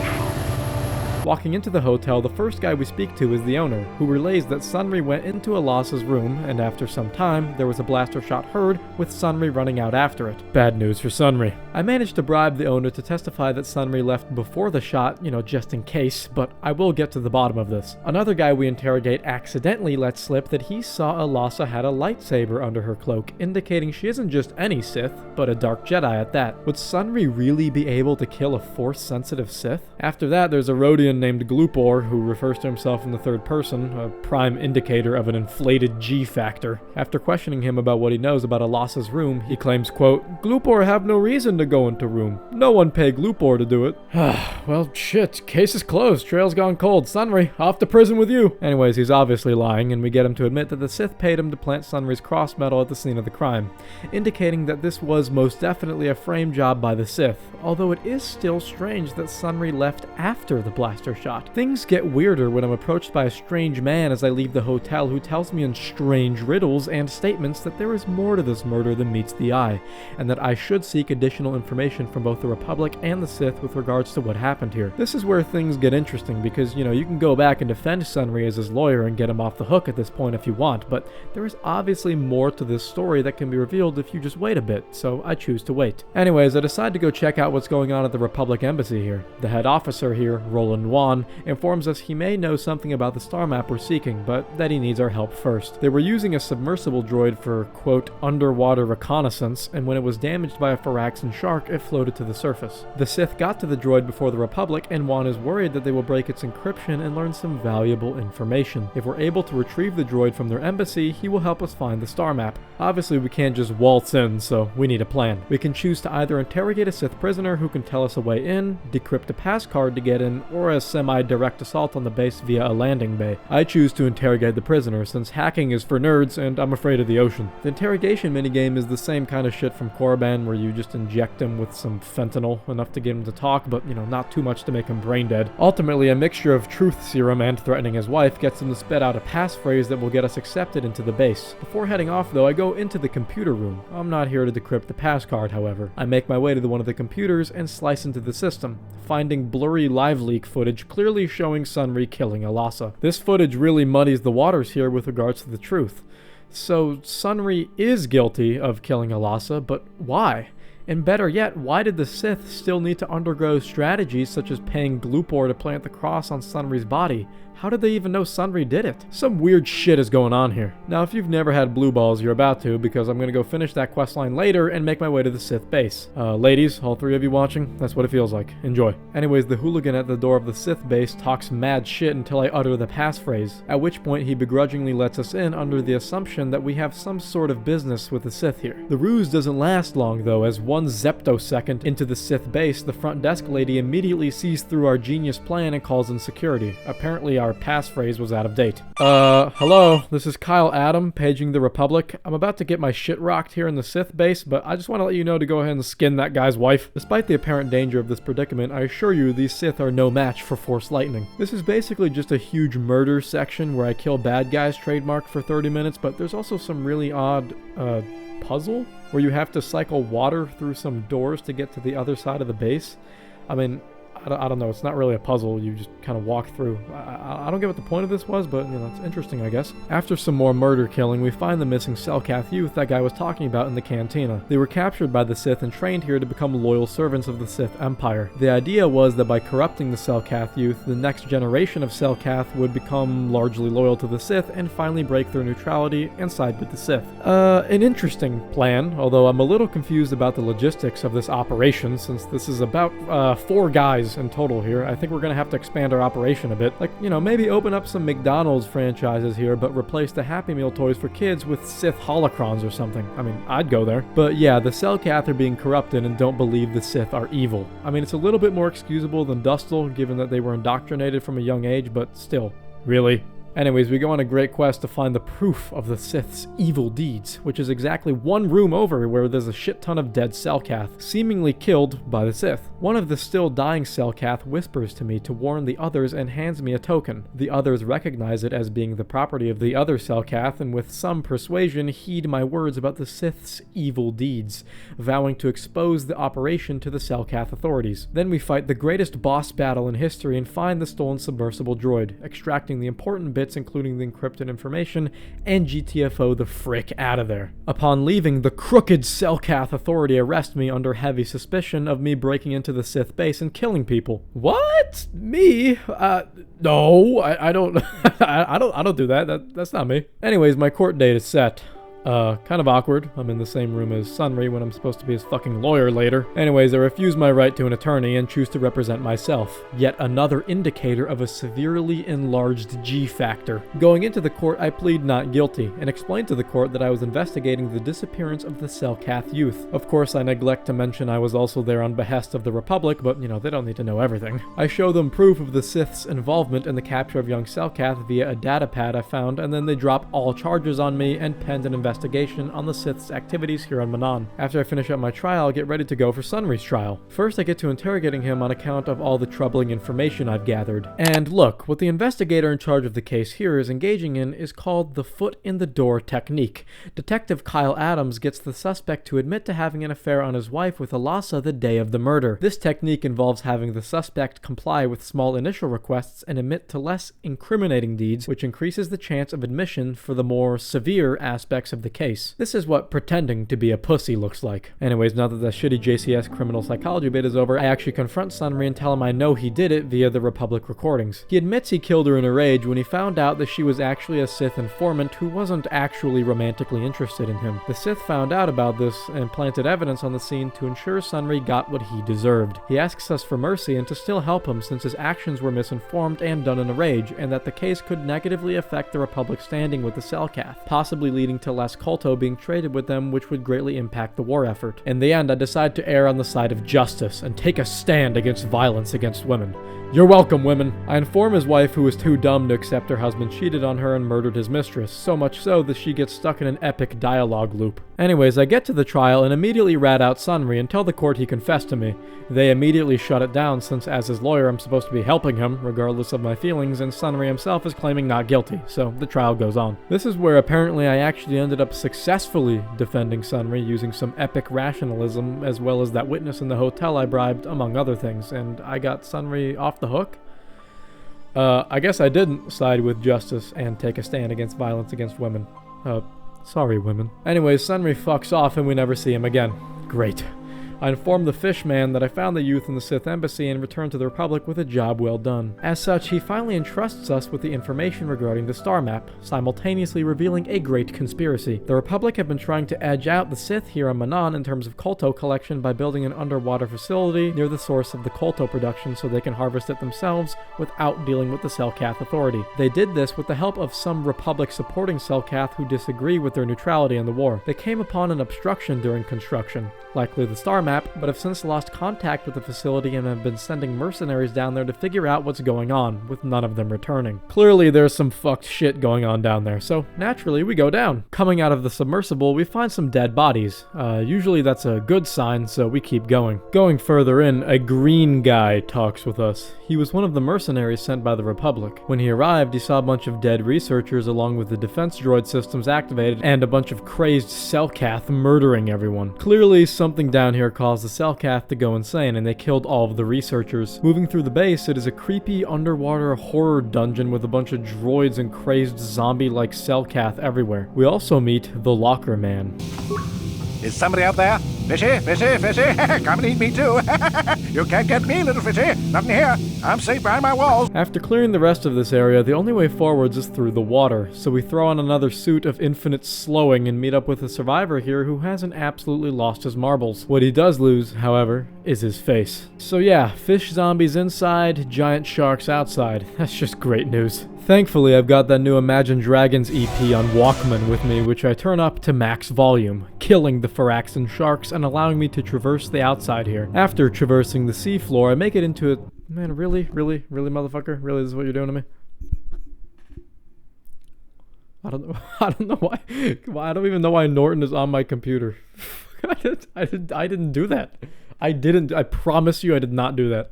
After traversing the seafloor, I make it into a separate section of the facility where a couple of lunatics try to asphyxiate me. Luckily, I have a magical stick that destroys the barrier and I talk to them. Obviously, they're just on edge because of what's been happening here and thought that my arrival would be followed by a crazed Selkath invasion. They informed me of what really happened here. Their construction down here ran into some ancient ruins, likely the star map, and a giant Phyraxan shark came out of the woodworks with a horde of smaller sharks and let out this massive screech that sent the Selkath in the station into a murderous frenzy. To get to the star map safely and also fix what's going on down here, I have to deal with this shark. The guy wants me to just vent a toxin into the ocean to kill the shark, while the woman suggests I destroy the Kolto harvester to appease the great beast. Obviously, there are pros and cons to both.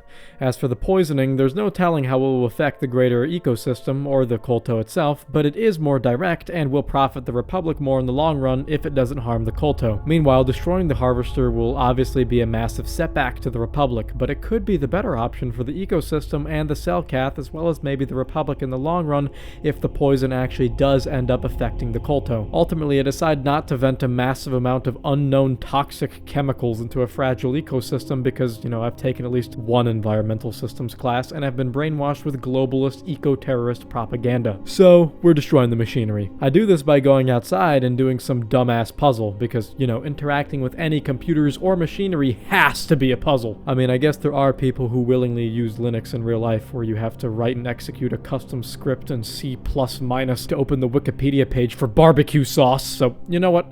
I appreciate the realism. Anyways, bye-bye millions of dollars, and the great Phyraxan is appeased, allowing us passage into the ruins which contain the star map. This one has a different opening animation though, since it is the last one, and it shows the combined fragments triangulating the location of the Starforge. That's right, MacGuffin's finally secured. When we ascend, we relay the events to Roland here, who just sounds inconsolable with regards to the destruction of the facility. No, that is terrible. That will set our work back years. It may even cost us the war. And then we get fucking arrested by the goddamn Selkath again because they detected explosions in the Harakert Rift. For dick's sake, man, these dumbass fish people just won't leave me alone. Fucking Otto City allots me less freedoms than my last girlfriend, and she literally kept me in a cage. It's up to you to decide if I mean a metaphorical cage of the mind and or heart, or a literal cage of steel for sexual purposes. Leave your guess down below. Anyways, I just give it to the court straight here and tell them that the Republic construction down there woke up the Great Phyraxan. Apparently this is a mythical creature, they weren't even certain of its existence, but it is apparently somehow tied to the Kolto itself and is obviously important for the ecosystem of Manaan. They verify my claims somehow. I don't know, I guess they fucking swam down there and shook its hand. And thank me for saving the shark instead of murdering it. Once again, letting me off with impunity.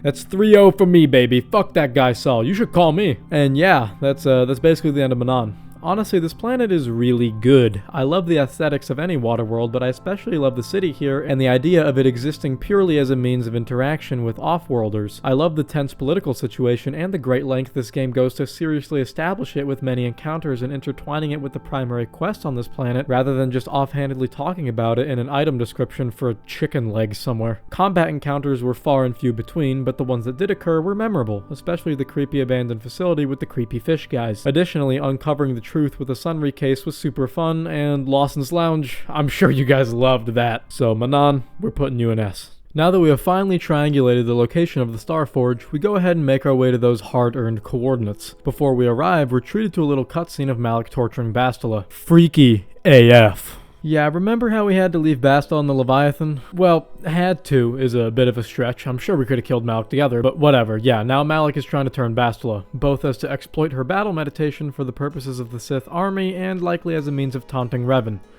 I mean, me, us, we Revan. Pulling up to the Starforge, we see it as a massive space station factory that appears to be drawing power from a star and constructing the Sith fleet, explaining how the Sith Empire rose to power so quickly. J.J. Abrams, huh? You like that? You like that world building? Anyways, Karth sends the coordinates to the Republic so they can come and help us destroy the Sith.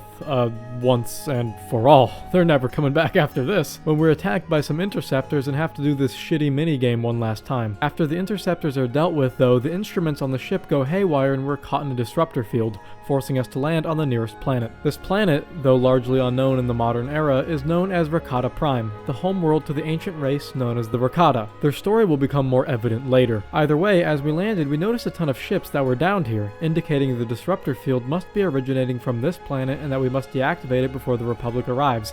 Otherwise, we just sentenced a massive Republic fleet to certain death. Coming out of the ship, we're greeted with this remarkable cutscene.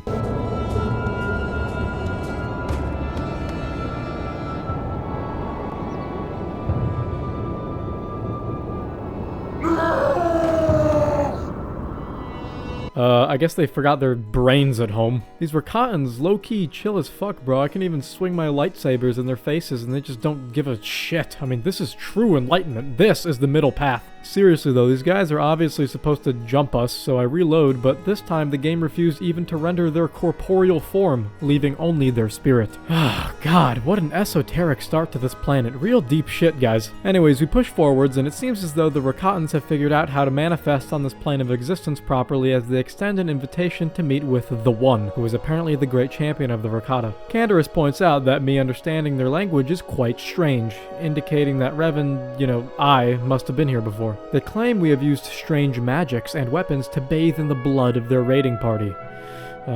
False. They actually demanifested and allowed me passage, but, so be it. Anyways, yeah, they take me to their compound and I meet with the One. He recognizes me as Revan, confirming we were here as our prior identity, and he speaks of an oath we have yet to fulfill.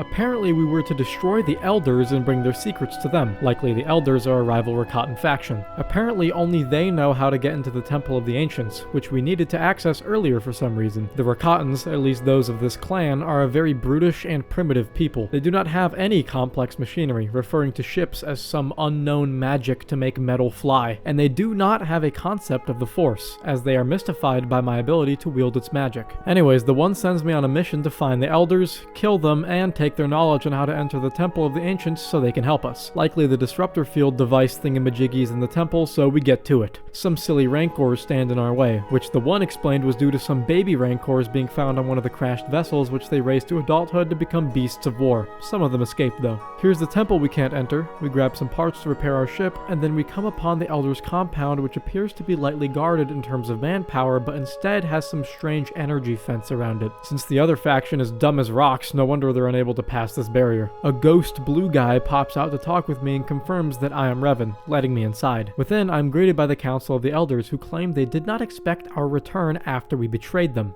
Fucking hell, I guess I betrayed everyone back when I was Revan. I explained to them that I have lost my memories, and they explained that when I came before, lore, I claimed to be interested in destroying the Starforge, leading the Elders to help me to get there, only for us to obviously not do that and instead use its power to rebuild the Sith Empire. They ask why I return. Naturally, I say to get to the Starforge and destroy it.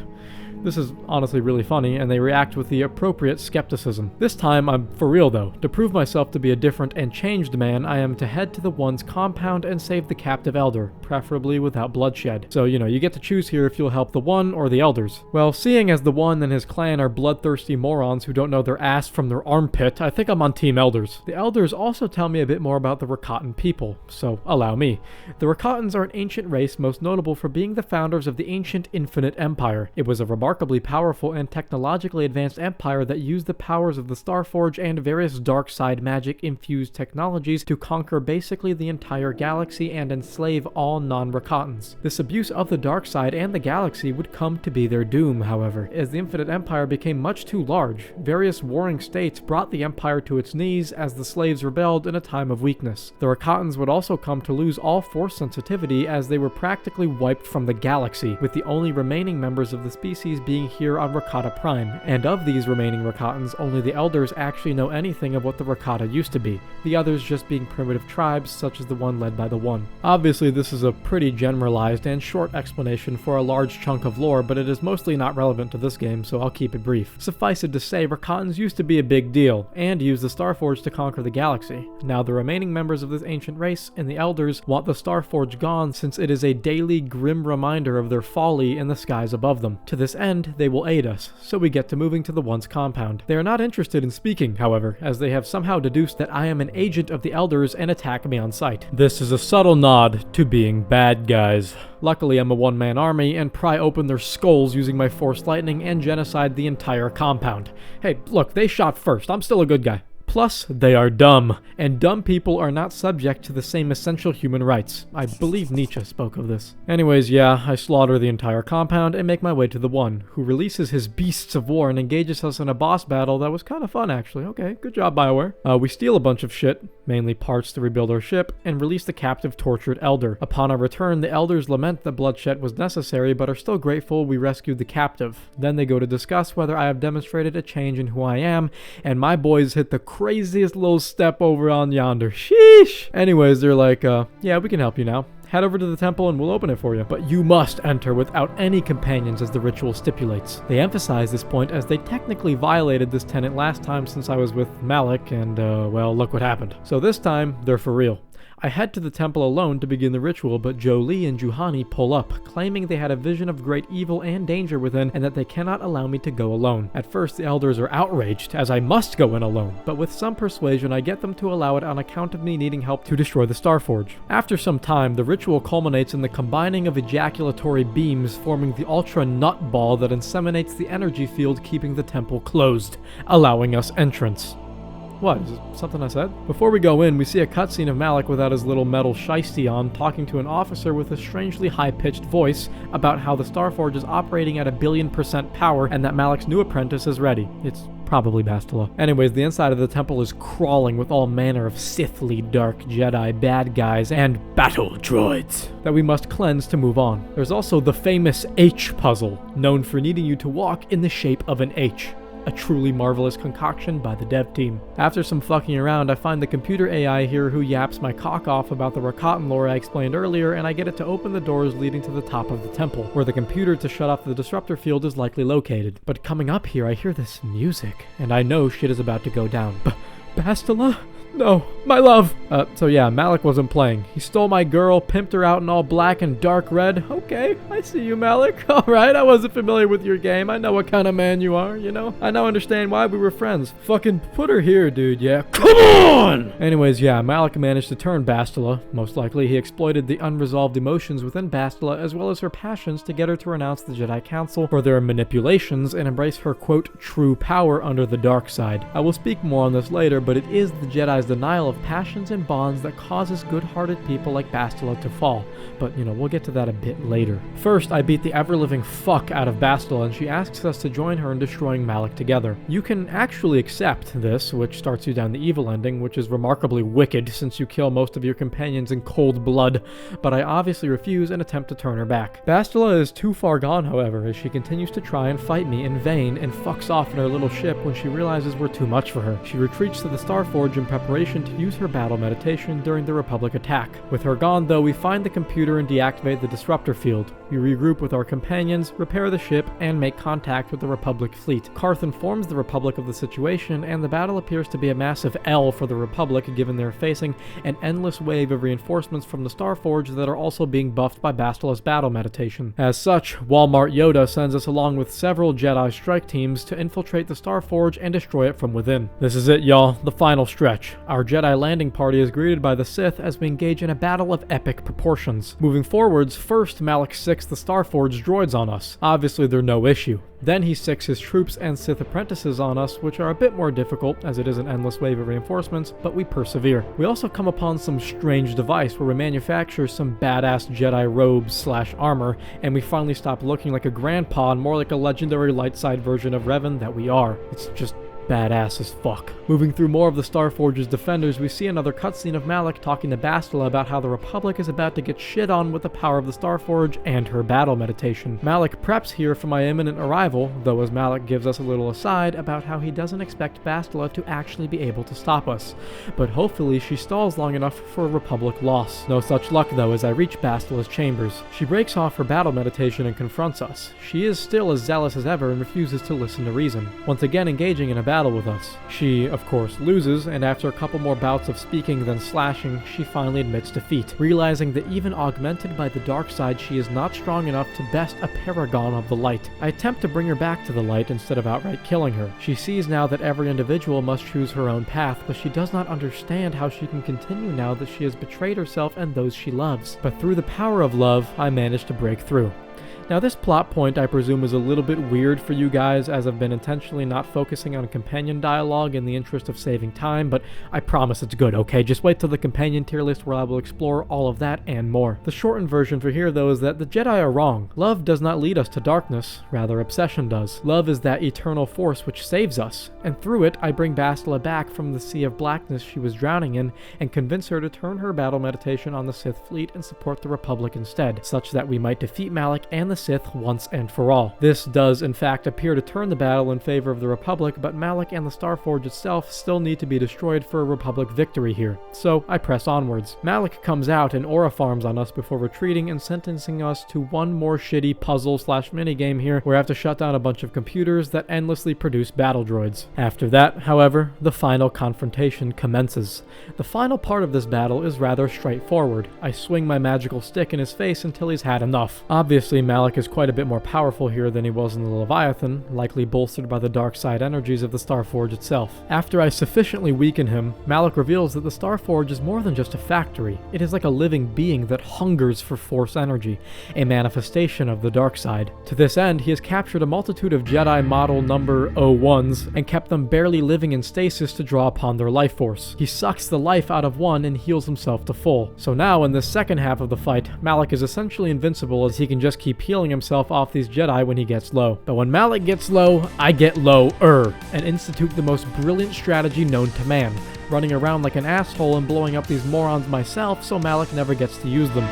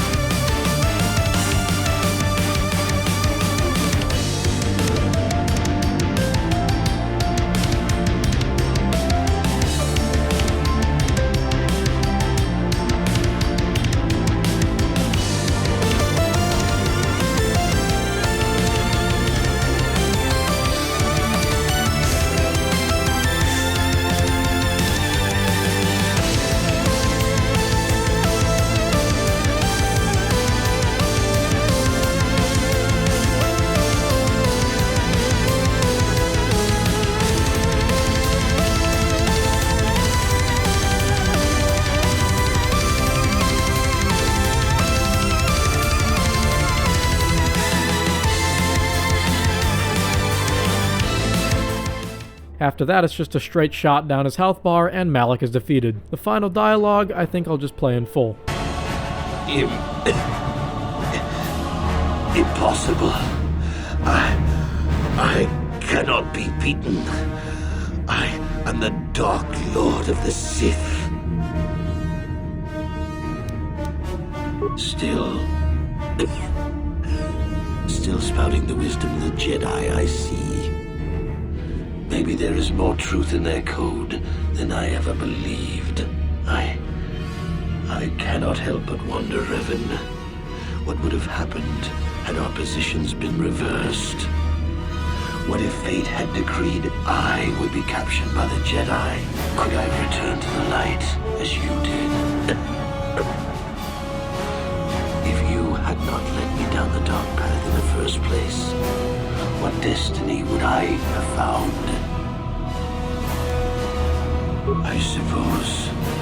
I suppose you speak the truth. I alone must accept responsibility for my fate.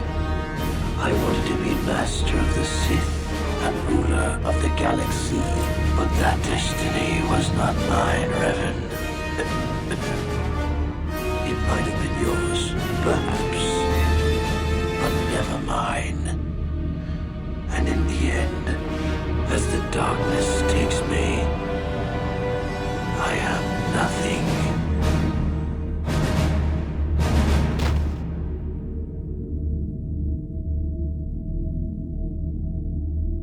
Fucking awesome fight, man. Fun fight, great dialogue, good times. Malak is a somewhat tragic character. As he said, he was led down the dark path largely by Revan, only to be fully consumed by it himself when he betrayed his master. Both Revan and Alec only wanted to save the galaxy from the Mandalorian marauders. What corrupted them? Well, watch my KOTOR 2 video to find out. That's all, folks. After that, we regroup with Carth and Bastila and get the hell off the Starforge before it meets its impending demise, collapsing in on the star it was feeding off of. And there you have it. Malak and the Sith Empire have crumbled, and me and the entire crew are recognized as war heroes. And the ceremony is held on, Rakata Prime? Outside the temple? What the fuck? Why would that happen? I guess they didn't feel like making a new background and just said, fuck it. I mean, why are we here? This is like the definition of bumfuck nowhere. Whatever. We're heroes and legends, and yay! That's the end. Roll credits. Rakata Prime / Starforge, strong A. Mostly just a lot of combat and shit, with both sections being relatively straightforward and linear, but with great lore and dialogue. You know, it's a great ending. But before I conclude this moronically long video and discuss my overall feelings on the game, the long-awaited, ultra-awesome companion tier list. Enjoy. Hey guys, Swifty here. Welcome back to Tier List. It's my tier list channel where I make tier lists. Okay, first companion, best companion, T3. Now, I decided to do something kind of brilliant for this tier list. This is about characters and the impact they have on the history and how important they are. To that end, this tier list and the explanation for the character's lore will be entirely from my memory, meaning that if a character was not interesting enough, they'll probably naturally be placed lower and I will likely get some fact wrong about them. I mean, I'll probably throw on screen clarifying something if I messed up so you guys get the full picture, but I've decided to do it this way to make the list more interesting, and also it means less research for me, so, you know, win-win. Anyways, yeah, T3. He's a droid. He goes beep boop, primarily, or was it bop beep? Fuck, I can't remember. I mean, yeah, he doesn't do anything in the story outside of opening the Sith base on Taris, and his characterization is extremely minimal, but, I mean, there's nothing wrong with him, so, see. After that, we're gonna throw down Zalbar. As explored earlier in this video, Zalbar is a Wookiee outcast who is labeled a Mad Claw after attacking his brother Chundar with his bare claws after finding out his relations with the Zerka slavers. He met up with Mission and they've been a duo ever since. He swore a life debt to Revan the Prodigal Knight, which is the name for the light side Revan, after being saved from Gamorrean slavers by him. He then redeems himself with the help of Revan and his father Freyr when they reclaim Baka's blade and oust Chundar the slaver and Zerka from Kashyyyk. He has a fairly interesting story, though his dialogue is just kind of okay. Obviously the voice acting is nothing to shake a stick at, but even just the dialogue lacks a great deal of personality, with him just mostly being a timid good guy. B works. Next in line is Juhani. Remember, no research. Juhani, I'm pretty sure her story is that she grew up on a poor and war-torn world where she witnessed the Jedi firsthand rendering aid during the Mandalorian Wars. From that moment on, she always wanted to become one, and one day she had her chance. As explored earlier in the video, she almost fell to the dark side when she felt she wasn't advancing fast enough as a Jedi, but was defeated by Revan, who made her realize that there was more to the Force than just the lust for raw power. After that, then, there isn't much more to Juhani, at least that I remember. She yearns to be powerful for the sake of being good. You know, she's a decent enough character. B. After that is Mission. Poor old Mission was dealt a rough hand in life. She grew up on the Taris streets with her brother Griff, where they barely managed to get by via being little street rat scoundrels. One day, Griff up and left Mission with his girlfriend Lena and never told Mission why. She had to find a way to support herself and did so with her new friend Zalbar. Together as tandem outcasts, they found a way to live when they met Revan and embarked on his quest to save the galaxy. Of course, the truth about Griff would become known to Mission when they met on Tatooine, where they saved him from the Sand People. Griff ended up being not much more than a no-good scoundrel always looking out for himself. But Mission wasn't like that. She had a good heart and believed in Revan even after his true identity was revealed. Mission never let the evil of the world corrupt her heart. Good character? B. Next up is my boy Carth. Carth is a very interesting character. I seldom see a character of his archetype, a neurotic, paranoid man who lost everything in life. His wife and his son he lost in a deadly massacre perpetrated by his once Republic higher-up Saul Kareth, who turned Sith at the start of the Jedi Civil War led by Malak. Most stories would have him become a villain, but through it all, Carth is a loyal soldier to the Republic and an arbiter of justice. He would give his life even when he had nothing left to save. Of course, his son turned out to live, and with the help of Revan, Dustil was turned away from his dark path as a Sith. Carth even found it within himself to forgive Revan the prodigal knight when his true identity was revealed, understanding that they now fought a common enemy. Carth is a good soldier and a dear friend, and his writing makes him feel like a real person rather than just a video game good guy who never questions anything. He's often critical and paranoid, but underneath it all is a hero. Also great voice acting. Carth is going in A. Next up is the man, the myth, the legend, Canderous of Clan Ordo. Canderous was a Mandalorian soldier during the Mandalorian Wars. He fought valiantly, but ultimately the war ended in a loss for the Mandalorians when Revan led the Revanchists and the Republic to victory. Like many Mandalorians, Canderous became a bounty hunter after the war, though nothing could quench his lust for glory. This is when he met up with Revan, then not aware of his true identity, in his epic quest to destroy the Starforge and the Sith. Perhaps this would be a worthy, glorious undertaking. Throughout the journey, we meet various scattered Mandalorians, the majority of them resorting to being nothing more than common bandits, which is disgusting to Canderous. His character expands more in KOTOR 2, where he takes upon the mantle of Mandalore the Preserver in an attempt to unite the scattered Mandalorian clans. But in this game specifically, he's just Revan's good pal, as when his true identity is revealed, Canderous is all too happy to serve under the only one who could defeat Mandalore the Ultimate. Also, Canderous just has great voice acting and some really funny lines. A tier. Now finally, we have S tier, inhabited by HK-47, Bastila, and Jolee.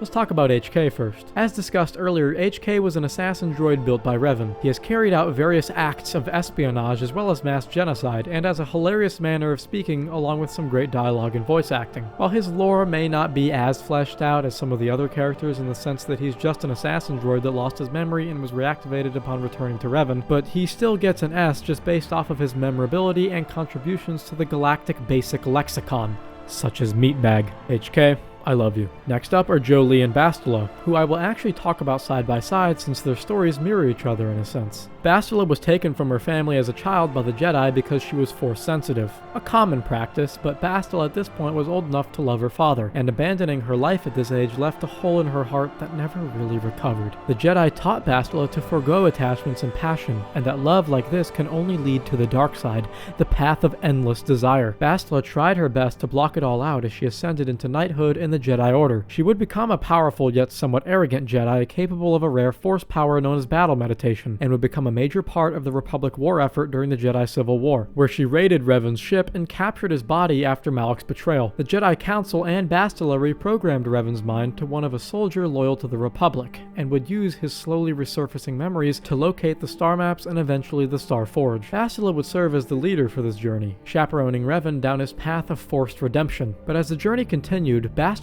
learned to love Revan. Revan Reborn was a natural leader, a man with a good heart and a tenacious mind, as well as the prowess to back it all up. Not to mention that soul patch and the tired eyes behind them. Truly every girl's dream. Through relentless teasing and all the time spent together, Bastila couldn't shake the feelings she had for him, but the Jedi teachings caused her to close herself off from this path. For love led to the dark side, she thought, but it was all of these things that Bastila closed herself off from that would eventually lead her down the dark path. She sacrificed herself so that Revan and the crew could escape Malak on the Leviathan, and Malak used her unresolved passions to turn her into his Sith apprentice. She would almost cause the destruction of the Republic during the battle for the Starforge, but was ultimately redeemed by Revan through that very love she had denied herself all her life. Letting go of dogma and of her arrogance let her see beyond herself for the first time. It was in the eyes of another that she finally saw herself. Jolee is a man that we know little of about his youth, but he was a Jedi from an older age, even before Exar Kun. He met a woman named Nyama during a mission, and they fell in love with each other. Jolee took her to the Council, sensing her sensitivity to the Force, and asked to train her. The Jedi refused, citing her age and connection to Jolee. Jolee, however, would train her in secret, and when Exar Kun came to power and called upon skeptical Jedi to forgo the Council and create a new Golden Age of the Sith, Nyama fell to his whispers. She wanted to bring Jolee with her, but he refused. This culminated in a fight between the two, one where Jolee defeated Nyama but couldn't bring himself to kill the love of his life, letting her go. She would go on to join the many fallen Jedi under the rule of Exar Kun, and murdered many innocents. Jolee would be brought to trial by the Jedi Council after these events were over, but instead of punishment, the Council offered him forgiveness. Jolee did not understand, and felt as though he should have been punished. He sent himself into exile upon Kashyyyk, where he would later meet Revan and join him on his quest to destroy the Starforge. Both Jolee's and Bastila's stories have to do with love, especially as it relates to the Jedi. The Jedi are taught to become some sort of soulless automatons devoid of passion or attachment. But this is wrong. As Jolee says, "The Jedi, with their damnable sense of overcaution, would tell you love is something to avoid. Thankfully, anyone who's even partially alive knows that's not true. Love doesn't lead to the dark side. Passion can lead to rage and fear, and can be controlled.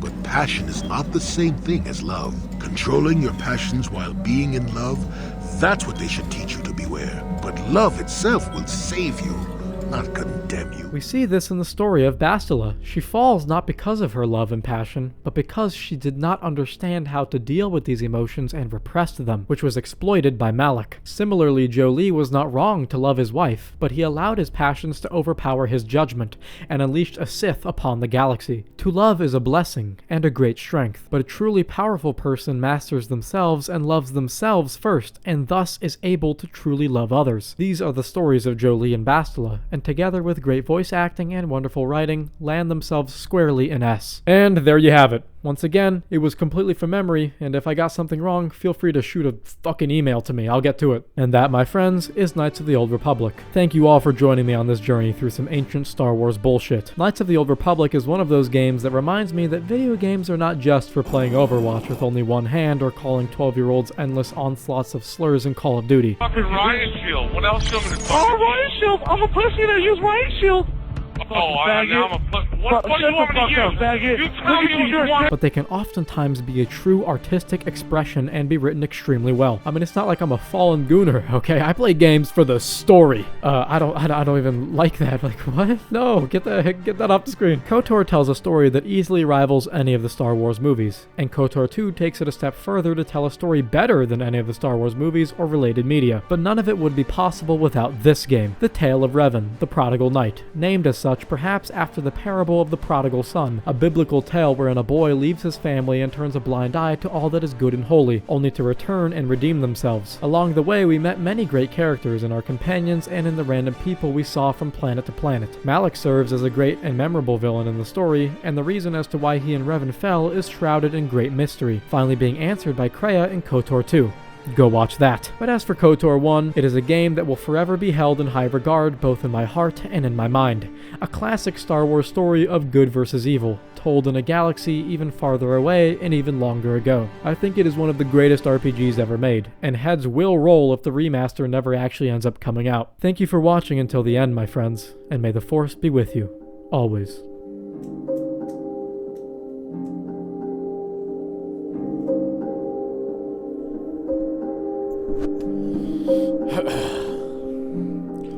Talking about some